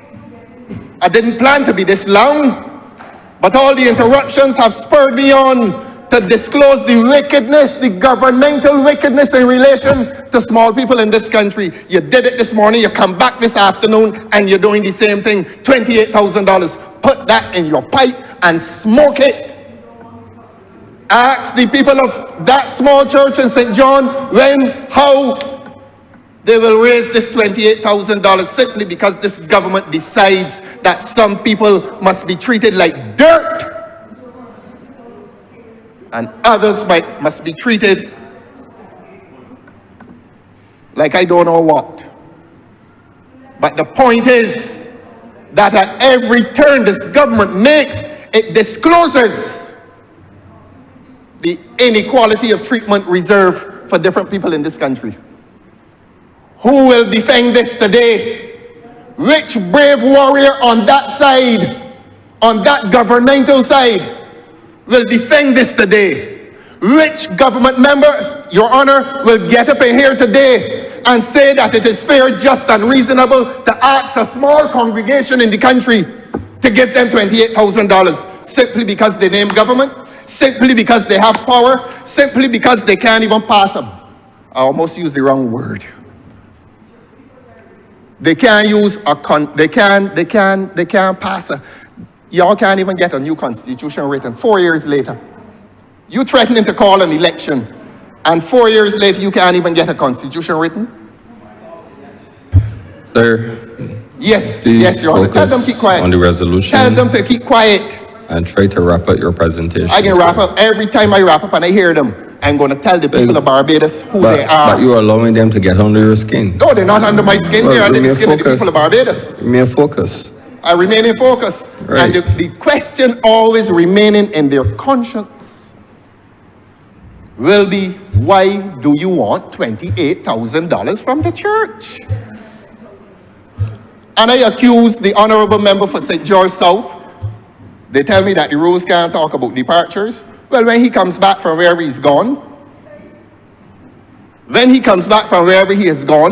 hopefully he will read the other details on this document. He skimmed over it, and it is not for me to read it. I'm going to let him read it. Focus on the chair, sir. Yes, I am focusing on this. Right. There are other details in this document. Let us be calm. There are other details in this document. There are other details in this document. Let not your heart be troubled, member for St. Thomas, nor be afraid.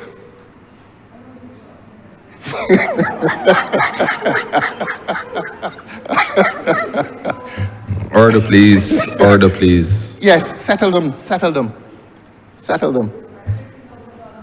All right. Order, please. Speak to her, sir. Continue, sir. Thank you very much, sir. But she's still piping us. Just focus on the chair, sir. Yes, I'll focus on you, sir. And so, Your Honor, again, and for the last time, I will attempt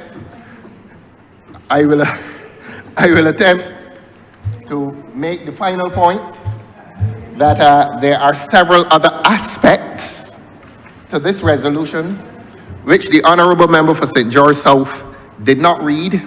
I do not think it is my responsibility to read it. I will ask him to have the courage to come back here and to read it, at risk that he will anger the people of this country, that he will visit, when he reads it, he will visit the people of this country with even greater anger. They're not happy with him. And so, Your Honor, we oppose the resolutions. We can never support any transaction that promises to make extinct a church. How soon do they want the money, though? They say they want it in installments, so that every week when that collection plate is passed around, it will be passed around with a burden by the person who carries it. He will feel a greater burden that those who dropped in pennies may now have to drop in dimes. And that is the pressure being placed on a church in this country. Pennies and dimes, yes. That is the burden that they will feel. And I'm not trying to make them angry. I'm just trying to make them aware. And I'm trying to make them aware, sir, that this government has not done them any favor. This government has not done that church any favor. So when you heard the speech this morning, very pretty speech, gently delivered, that hidden within those dulcet tones and the gentleness of language was the sword of Damocles, which promises to decapitate the very organization that they want people to believe they are helping. What next? Taxation?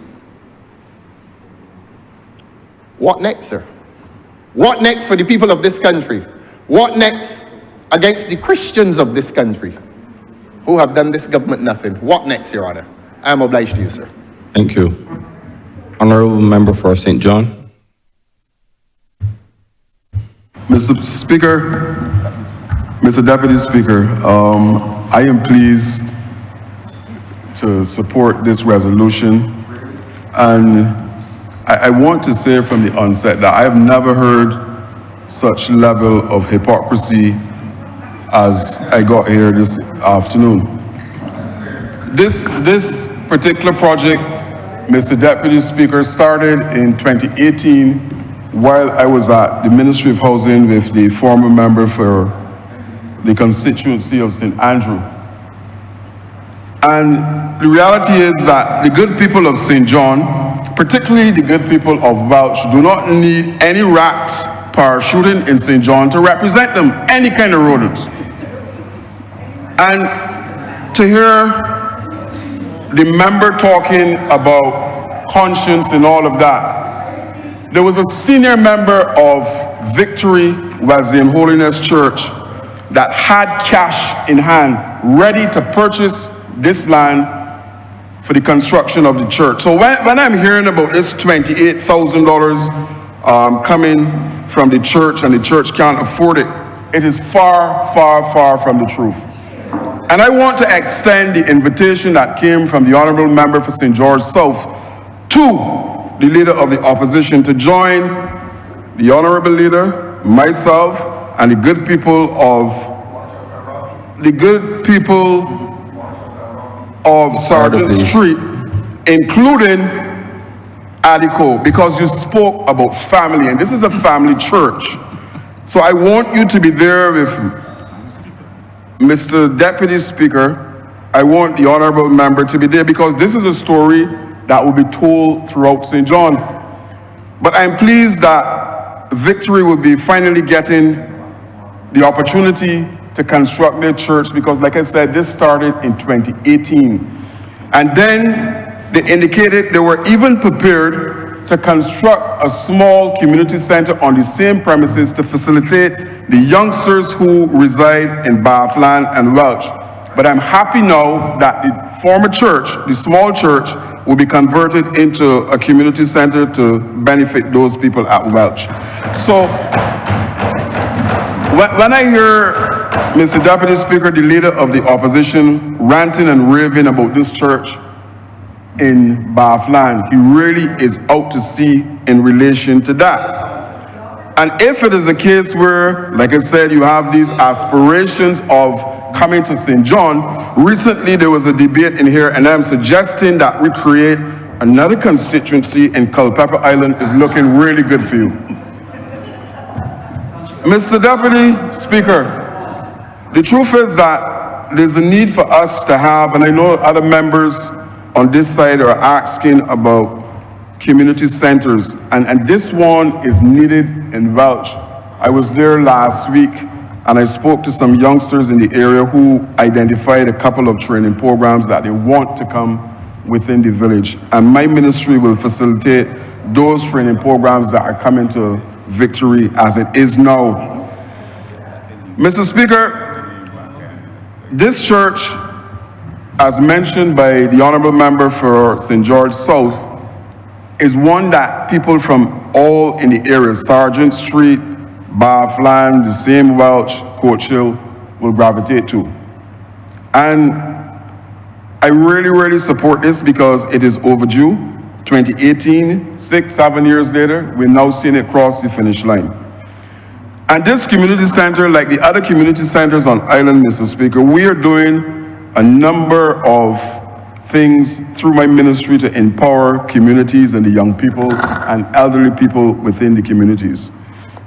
In recent times, we would have started something at the Ministry of Youth, Sports and Community Empowerment called the Center Management Committees, Mr. Deputy Speaker. What am I speaking about? These center management committees will provide an opportunity for those community centers to open past 4:30 when regular staff is exiting to go home.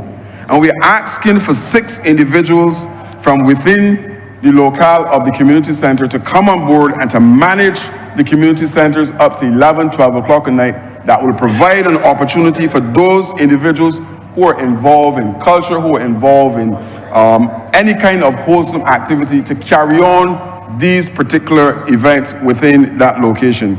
To date, Mr. Speaker, we have 12 center management committees in place. And we expect to build out all of those community centers with the center management committees. It is important to note, Mr. Speaker, that in recent time as well, my ministry would have embarked on a program called the Community Empowerment Program. And we're using the community centers to make sure that we can reach as many young people on island as possible. This community engagement program, we are partnering with the National Insurance Scheme, we are partnering with the Barbados Revenue Authority, the Barbados Workers Union, and Sagicor to provide our young people across the island with an opportunity for those who don't have a TAMIS number, for those who want to start a bank account. All of this information is contained in these particular interventions that we're doing across the island. Project Dawn is one of those initiatives from my ministry that is looking to empower our youngsters on the blocks across Barbados. We are currently in the SJPI, BCC, Pomerine, and the Vocational Training Board. But it is coming to a stage, Mr. Speaker, where we're expanding, and these same community centers will provide satellite locations for us to further expand the training of our young people across this country. So when I hear the Honourable leader of the opposition speaking about Welch, he has absolutely no information about Welch. And I dare the Honourable member to walk Sergeant Street from today, tomorrow, whenever, in relation to what you did to that youngster.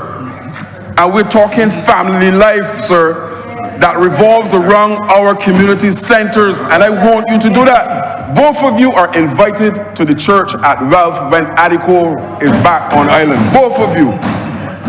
Because I am saying to you that you can't start this way in the constituency of St. John. This belief that the Democratic Labour Party can type something to anything and send it into St. John is no longer happening. It's no longer happening. So you can come in here and talk about the bank and all this stuff. What you need to do is to come and represent Christchurch South. I have not heard you put forward a single case for Mr. Deputy Speaker. Yes, sir. A single case for that particular constituency that the man represented for 2 terms. Yes, the Honourable member, sorry. So, Mr. Deputy Speaker, I fully support this resolution because it is a victory for the church, it is a victory for the people of Bath, who not so long ago, as the Honourable member would have mentioned, received their conveyances for land in that area. St. John is rising, and no rat can stop St. John from rising. I am obliged. Thank you, sir. Honourable member for St. George North. Thank you, Honourable Deputy Speaker. And I rise to make a very brief intervention as I support the resolution before us. As one who grew up in the Wesleyan Holiness Church and who has seen the expansion of the church, of the congregations in the Wesleyan Holiness Church, and who has seen how the church over time has gone from the small chattel-type wooden structures, and how a lot of the Wesleyan Holiness churches across the District of Barbados have been able to expand their congregations, and so the buildings to meet the expanded congregation is one that I have seen and I have appreciated over time. Mr. Deputy Speaker, a church should never find itself in a position where it is looking to anyone for handouts. Indeed, the Bible urges support for the less fortunate, and so there's always appreciation for those who look out for the needs of those others that they're considered to be less fortunate. But the Bible also emphasizes responsibility and hard work. It also encourages faith. And indeed, Mr. Deputy Speaker, for those of us who have grown up in the church, and particularly in small churches, we appreciate the value of those lessons of responsibility and hard work. As one who spent most of her time in the Wesleyan Church, but not only in the Wesleyan Church, in two small Wesleyan Holiness churches, one in St. John and one in St. George. And as one who can appreciate the expansion and the responsibility and the commitment to hard work and the commitment to sacrificing, I think I can speak a bit on it. As a member of one of those churches, the one in St. George, I remember that there was the need seen to purchase a church bus at one time. And I don't know how many people in here who grew up in the Pentecostal church know about something called, know about the different fundraising events that you do, and something called rallies. We would call them rallies, where the church, a small church, a membership of 40 people or 50 people will be divided up into groups. You go and do your fundraising and you come in and do a church rally around something. On that occasion, it was a church bus. Mr. Deputy Speaker, a small church in rural St. George undertook a rally after weeks and weeks and weeks of fundraising and so on. And we were able to raise the money to buy a church bus and then owe a bank a cent for it. That same small church needed to repair its roof, an asbestos roof, and needed to replace it.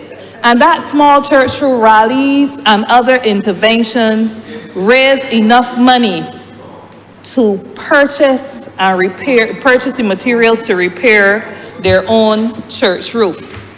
The first church, the one that I was baptized in, or what we would call christening, that church was a small chattel church on the front road in an area called Edgecliff in St. John. And that church at capacity was less than 100 people it would hold. If you go to the same spot where the church is located on, you will see a lovely two-story building that did not come from handouts, but came from a church that was committed to working hard, dedicated to working hard, and understood what responsibility and self-help is. Of course, if there was a setting where an offer was made to a church, I don't think that there's any church or any institution, if it's being offered something that is good, that will help, would say no to it. But at the same time, a church is never in a position where it is walking around looking for handouts, because the church understands, as we have been taught, that it is our responsibility to help others. And so I think that it is with a certain measure of scorn that anyone would spend so long trying to look down on a church. And I heard the word little mentioned no fewer than 4 times. Look down on a little church in a little community of Welsh Village, in a little parish of St. John, to formulate a kind of opinion that the church must get a handout, or the church looking for freeness, because anyone listening carefully may even misinterpret, Mr. Deputy Speaker, that somebody in that church or somebody on the Wesleyan Holiness District is pushing for handouts, is pushing for freeness.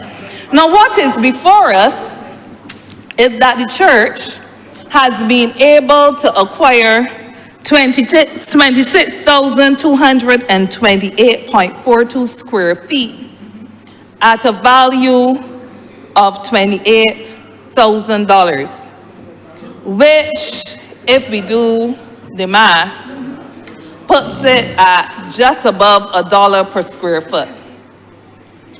And Mr. Speaker, I know that the Honourable Member for St. John, when he spoke, raised the fact that there was a member of the church who was ready and willing to make the payment for the church and maybe make the payment for even more. So I don't think, Mr. Speaker, I think that we run actually a very dangerous risk of underestimating people and looking down on people. And the Honourable Member for St. John touched on it when he said that there is a perception that anything thrown at people that we consider little and small-minded and from small places and therefore being of no significance. There is a miscalculation on anybody's part who thinks that smallness means small-mindedness or inability or unwillingness or incapacity to deal with one's own affairs. And as some person who not only grew up in the Wesleyan Holiness Church, but grew up in the parish of St. John, I take particular offense to it. Because the people of St. John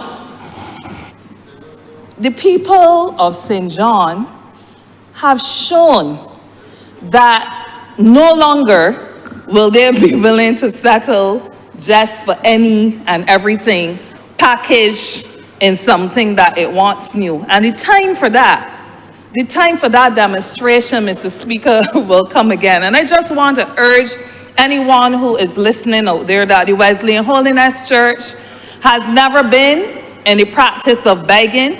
It has never been in the practice of looking for handouts. And it has always been in developing not only the spiritual capacity of the people within its congregations, but catering to their social needs, and expanded facilities are put to very good use, Mr. Deputy Speaker, at all times to ensure that it delivers in those respects to people who are dependent on the church as a cornerstone of this society to deliver.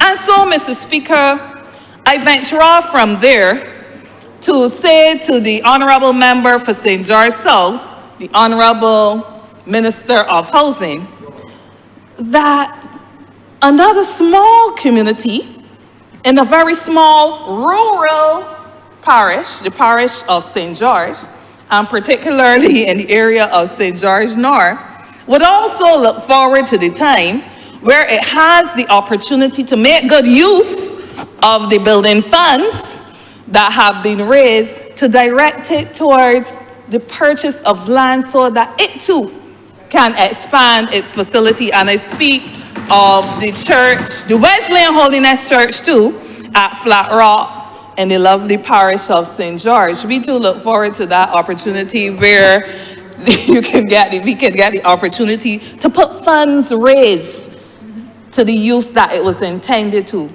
continue to contribute to spreading the gospel and catering to the needs of people in our community. So I speak, I believe, not only for the church at Victory, Wesleyan Holiness in St. John, but also for the church at Flat Rock Wesleyan Holiness, Woburn Wesleyan Holiness, which looks forward in short time to being in a similar position of celebration and thanksgiving like the church at Victory. And I speak for the Wesleyan Holiness Church. I believe the church I grew up in, I don't need to speak to the board of management of the church, but I believe that the general superintendent of the church, this general superintendent who's responsible not only for Barbados, but the Caribbean district, will be joining with me in celebration that a church can purchase a piece of land for just over $1 per square foot to spread and expand its calling and its contribution to the development of souls within this country. And before I sit, Mr. Deputy Speaker, I also make mention of the fact that in the same way the Wesleyan Church looks forward to contributing to the social upliftment and the overall well-being of souls within its community and within our society, that so too the church generally has a responsibility to follow this good example in expanding and the use of its resources to help and uplift people. And in so making that point, Mr. Deputy Speaker, I also look forward to the time where the church in the parish of St. George, as it relates to the glebe lands, that the church could make good haste and good use of every effort that it has within its power. That in the same way government looks and works hard to deliver title to people who are less fortunate, that the church will continue and accelerate actually its efforts in connection with delivering to the people of St. George who have been renting glebe lands for years and decades and generations of families, that they too can get title. We started the process through the Ministry of Housing to ensure that these lands have been transferred. I know that over 140 titles have been transferred.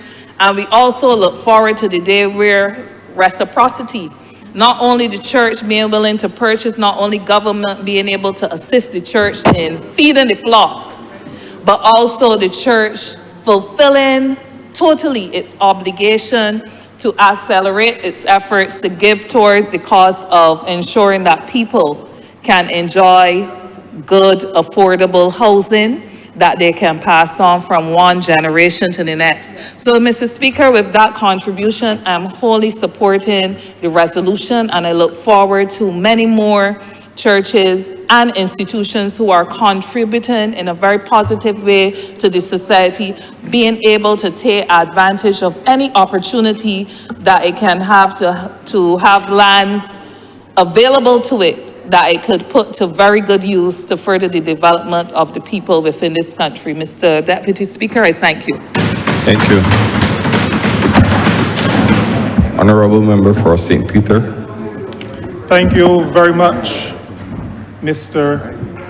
Deputy Speaker, and I am pleased to be able to address you while contributing a little bit to this debate on this particular resolution.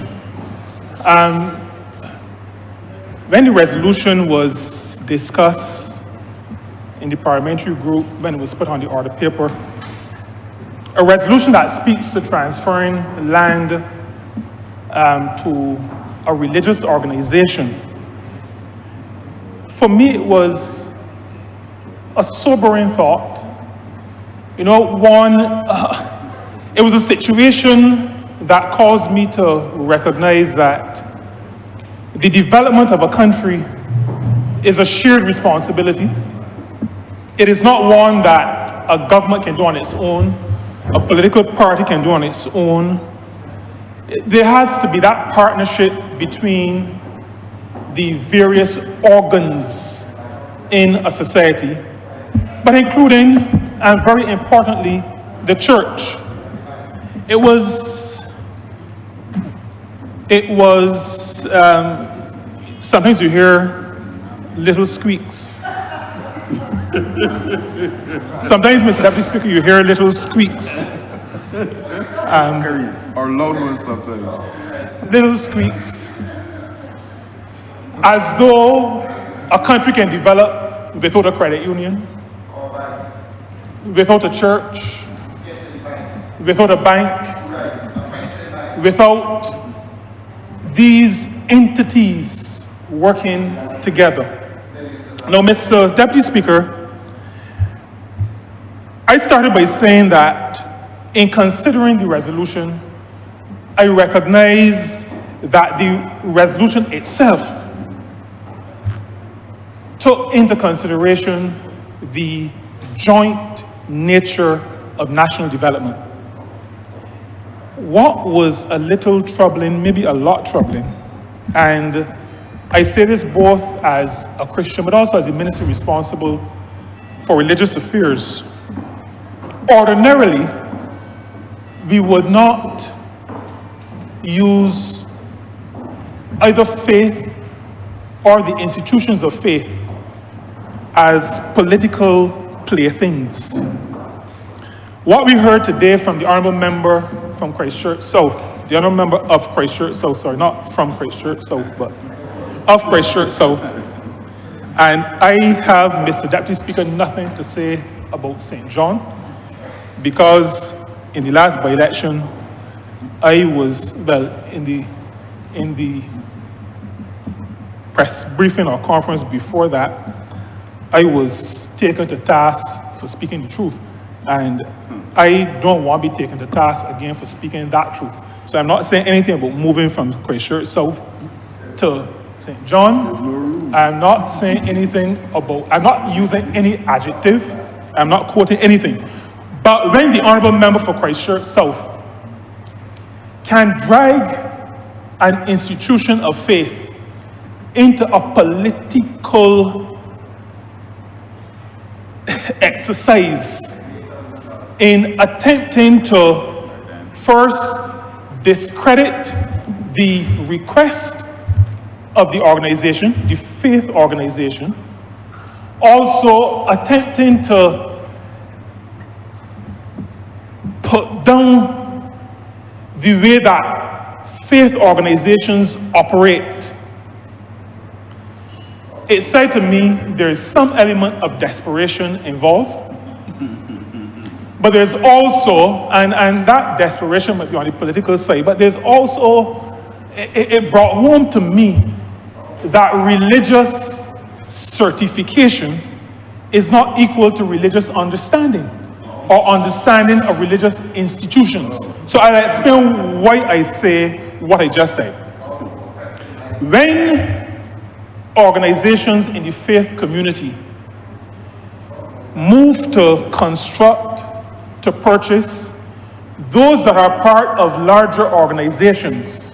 So there are congregations of larger organizations. The first principle that is used by these organizations is that we do things collectively.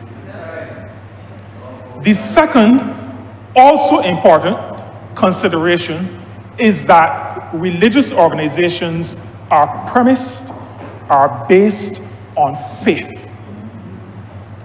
And I talk about religious faith. Faith in the God that the members serve. There is always the recognition that God has provided for us to be able to acquire that which we need to acquire. Now, a religious organization will not expect that somebody will jut out their eyes, but they expect to be able to be treated reasonably. And in this case, if the Honourable Member for Christchurch South had spoken to the leader of the congregation in the area where they tell me that he is seen, you know, the people in Christchurch South are saying they're wondering why he is in St. John so much. But if in the time when he is there, he had spoken to the leader of the congregation, he would have found out, and it only took a question really, because the gentleman is always willing to speak. I think like most pastors are, not willing to speak and to share of their faith and of their beliefs and to share their thoughts generally. That's how they're brought up, that's how they're trained, that is their calling. He would have found out that the members of this congregation are happy with the decision of the government and are anxious for this transaction to be finalized so that they can take possession. Now, these organizations, Mr. Deputy Speaker, faith organizations, are ready to work with all other agencies in a state, in a country, to develop the country. One of the issues that faith organizations have is the matter of having facilities that they can use for all of the programs that those organizations want to execute. The partnership between the church or faith organizations, and I shouldn't specify just the church, I'm speaking to faith organizations generally. The partnership between religious organizations, organizations based on faith, and a country is one that recognizes, and there was much mention about tithing today. So maybe we should share that the way this country operates is that when a person, a member of a faith community, contributes to that faith community, the government already in law has said that which you have contributed, we will not tax it. We will not tax it. So there is that recognition that this is a partnership.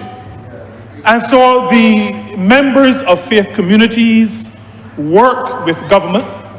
And I know this from an example pretty close to me in St. Peter, and the honorable member for St. Andrew would be familiar with this. Very early in our tenure as government, Barbados Civil Party in the government did something similar in Indian ground. Now, at that time, the honorable member who said today that he is always in Parliament, he would remember that that transfer took place. There was a purchase price. That price was paid. And the reason why I say that church organizations work together is because the congregation that I attend is also in St. Peter.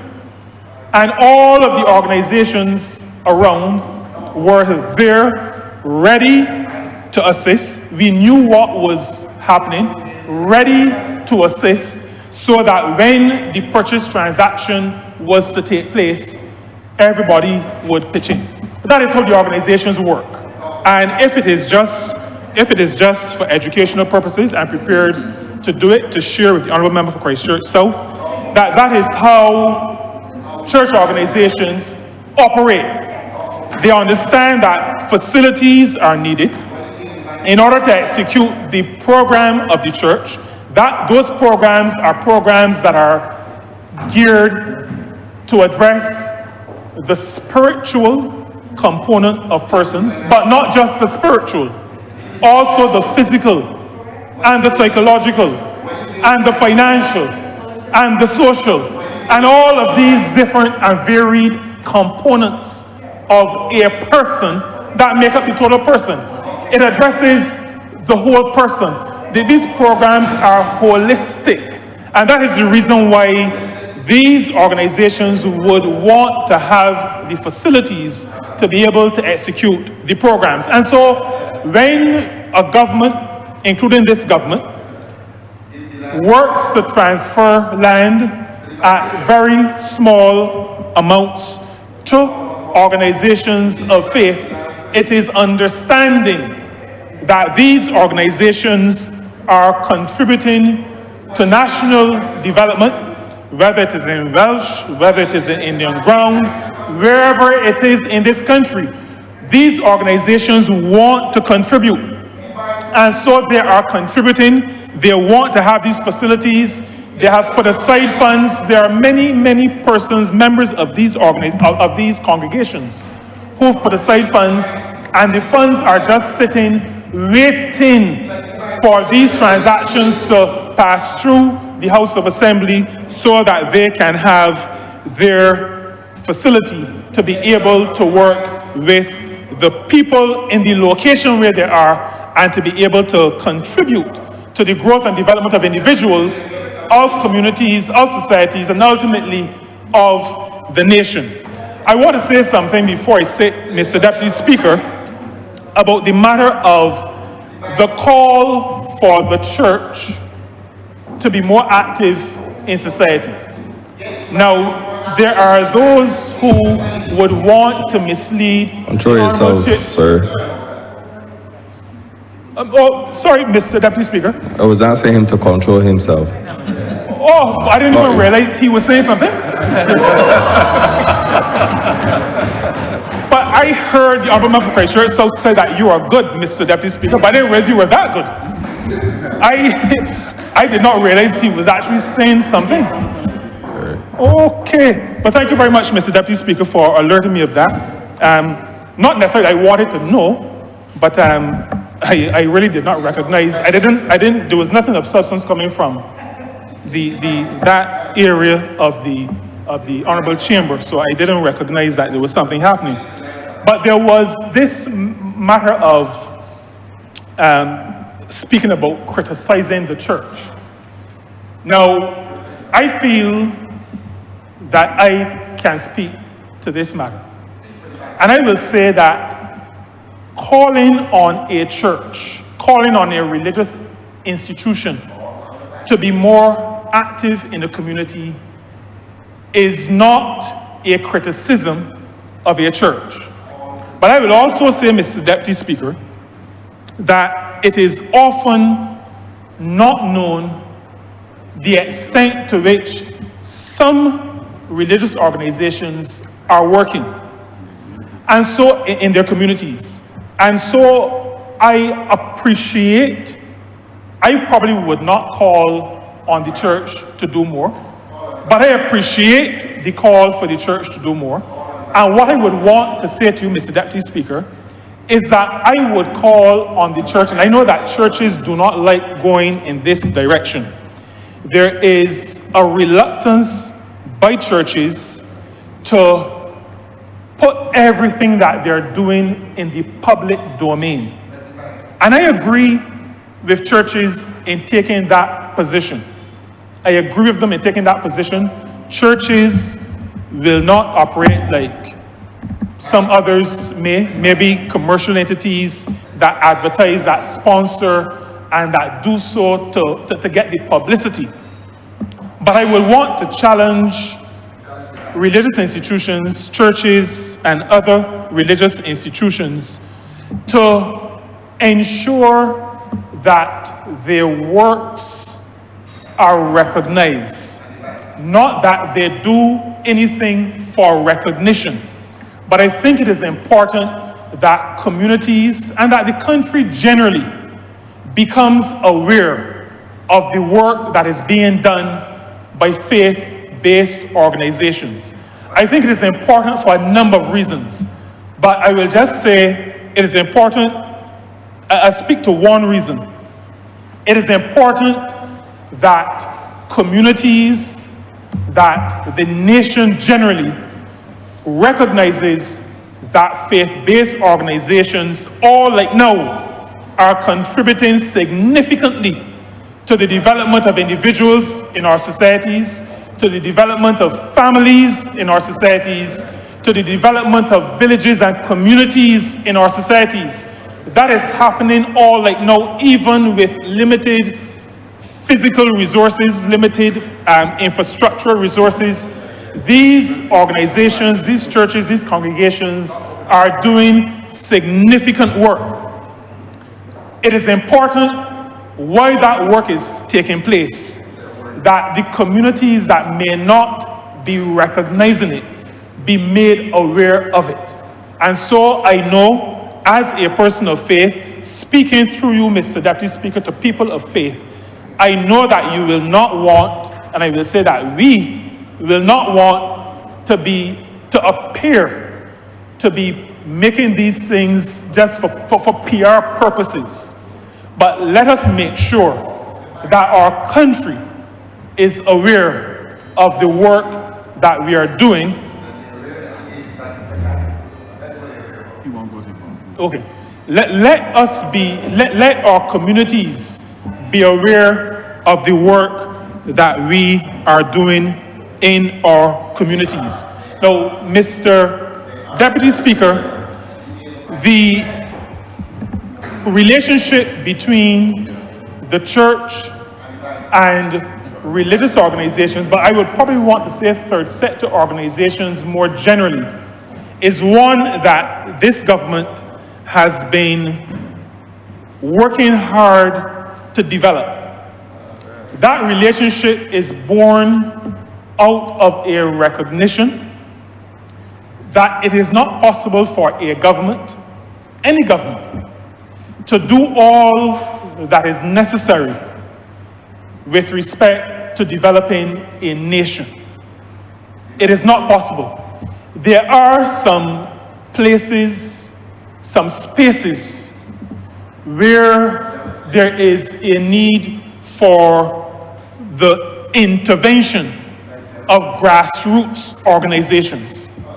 So that when I say to you, Mr. Deputy Speaker, that, and I have this conversation with public officers in my ministry from time to time, I sometimes say that you cannot, there are some situations where you cannot, it is difficult, let me phrase it this way, it is difficult to replicate the passion of, for example, a person who has a disability and who is championing the cause for people with disabilities. It is difficult, if not impossible, to replicate that passion through a person who either does not or does not believe that he or she has a disability.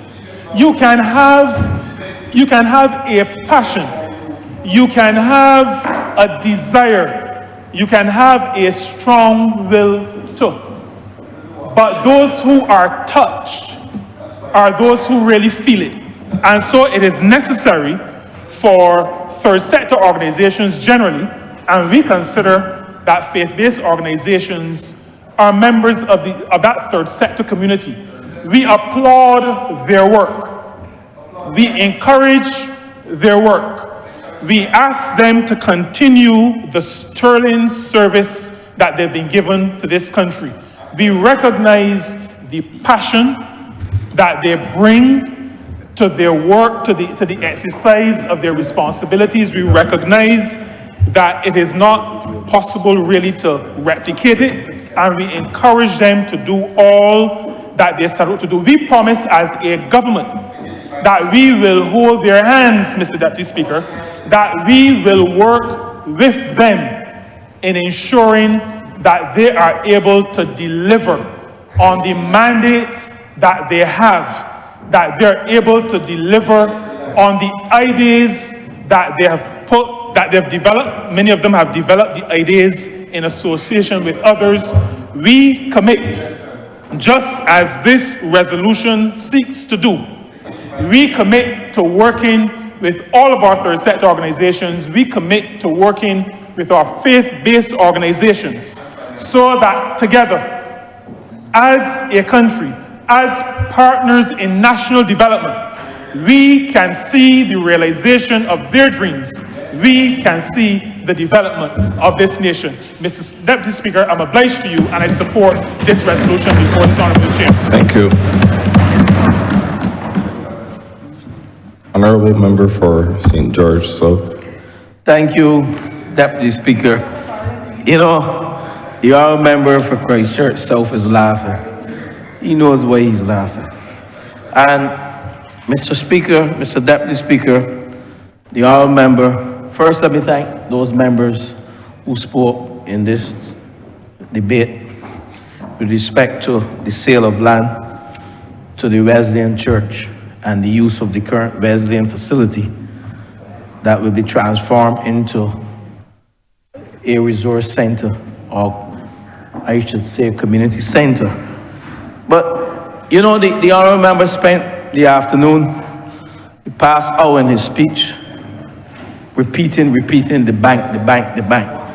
And this country, I piloted that debate with respect to the licensing of the land to the African Export-Import Bank. And we should not be ashamed of this. $7 million to be placed in an urban transformation fund.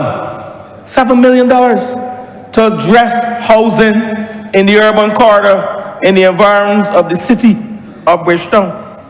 And a further $400 million in deals that will come to Barbados in terms of investment. And I ain't finished there, $2.5 billion that will come to the region.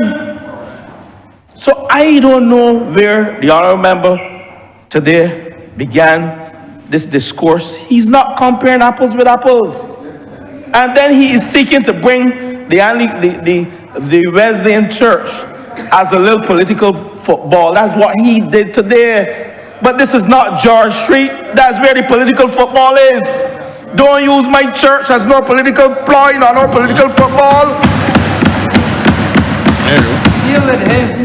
Don't do that. And you should know better. You came up in the Wesleyan Church. And to suggest that you had conversations with members of the Wesleyan Church is indeed misleading.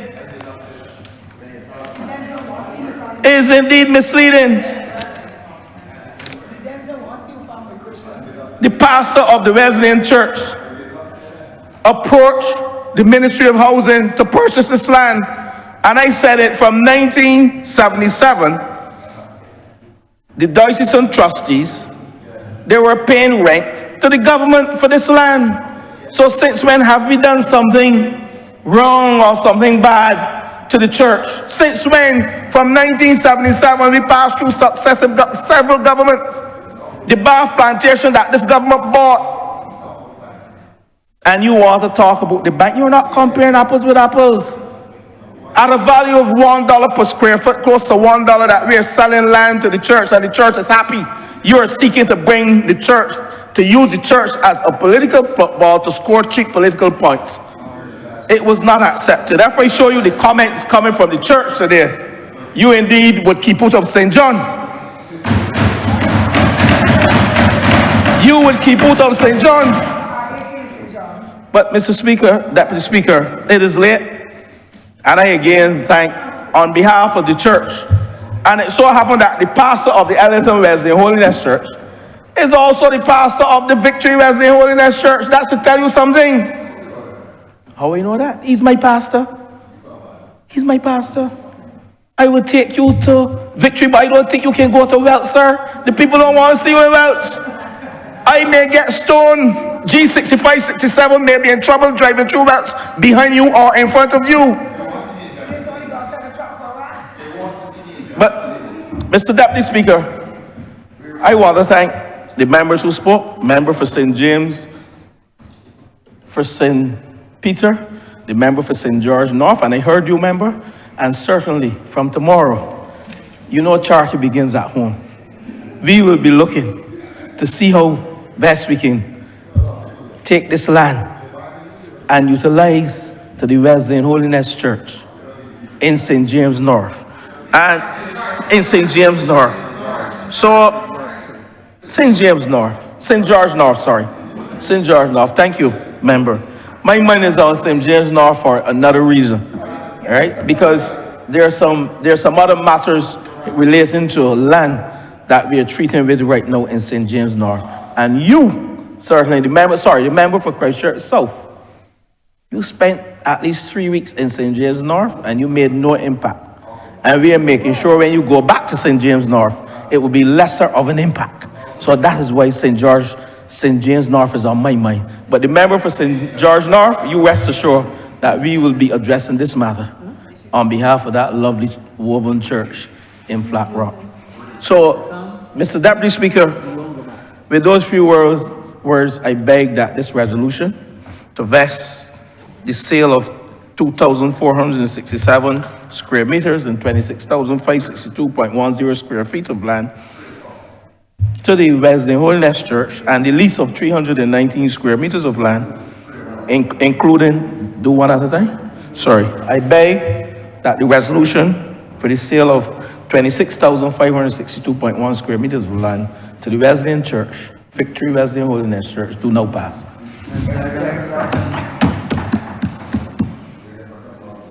The question is that this resolution vesting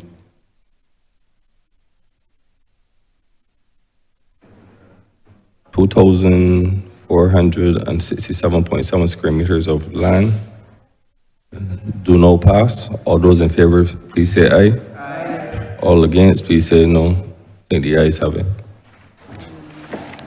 Order number 9, sir.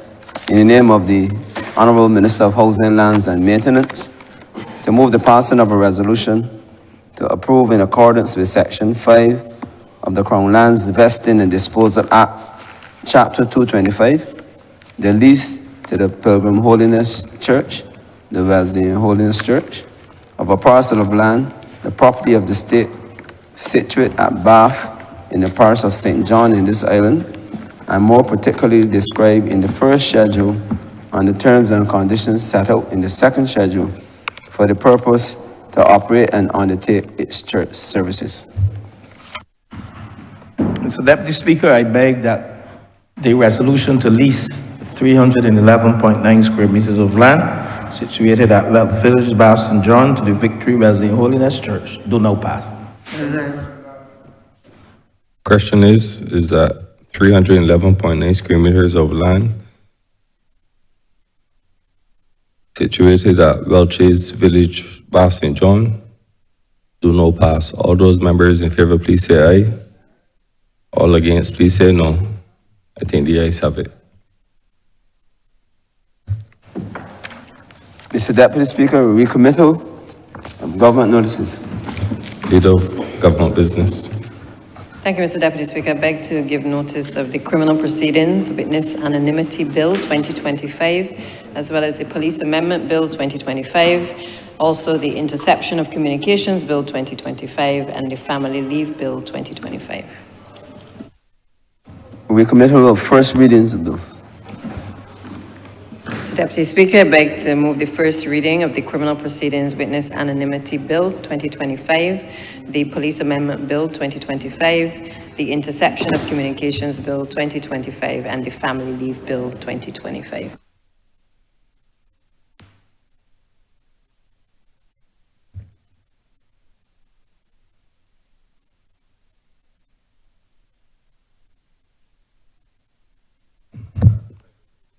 The question is, those mentioned bills be read the first time. All those members in favor, please say aye. All those against, please say no. I think the ayes have it.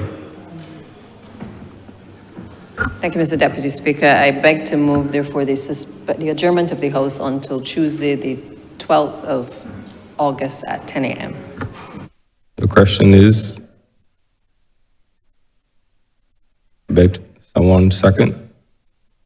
All right. The question is that this House do not stand adjourned until the 12th of August at 10 a.m.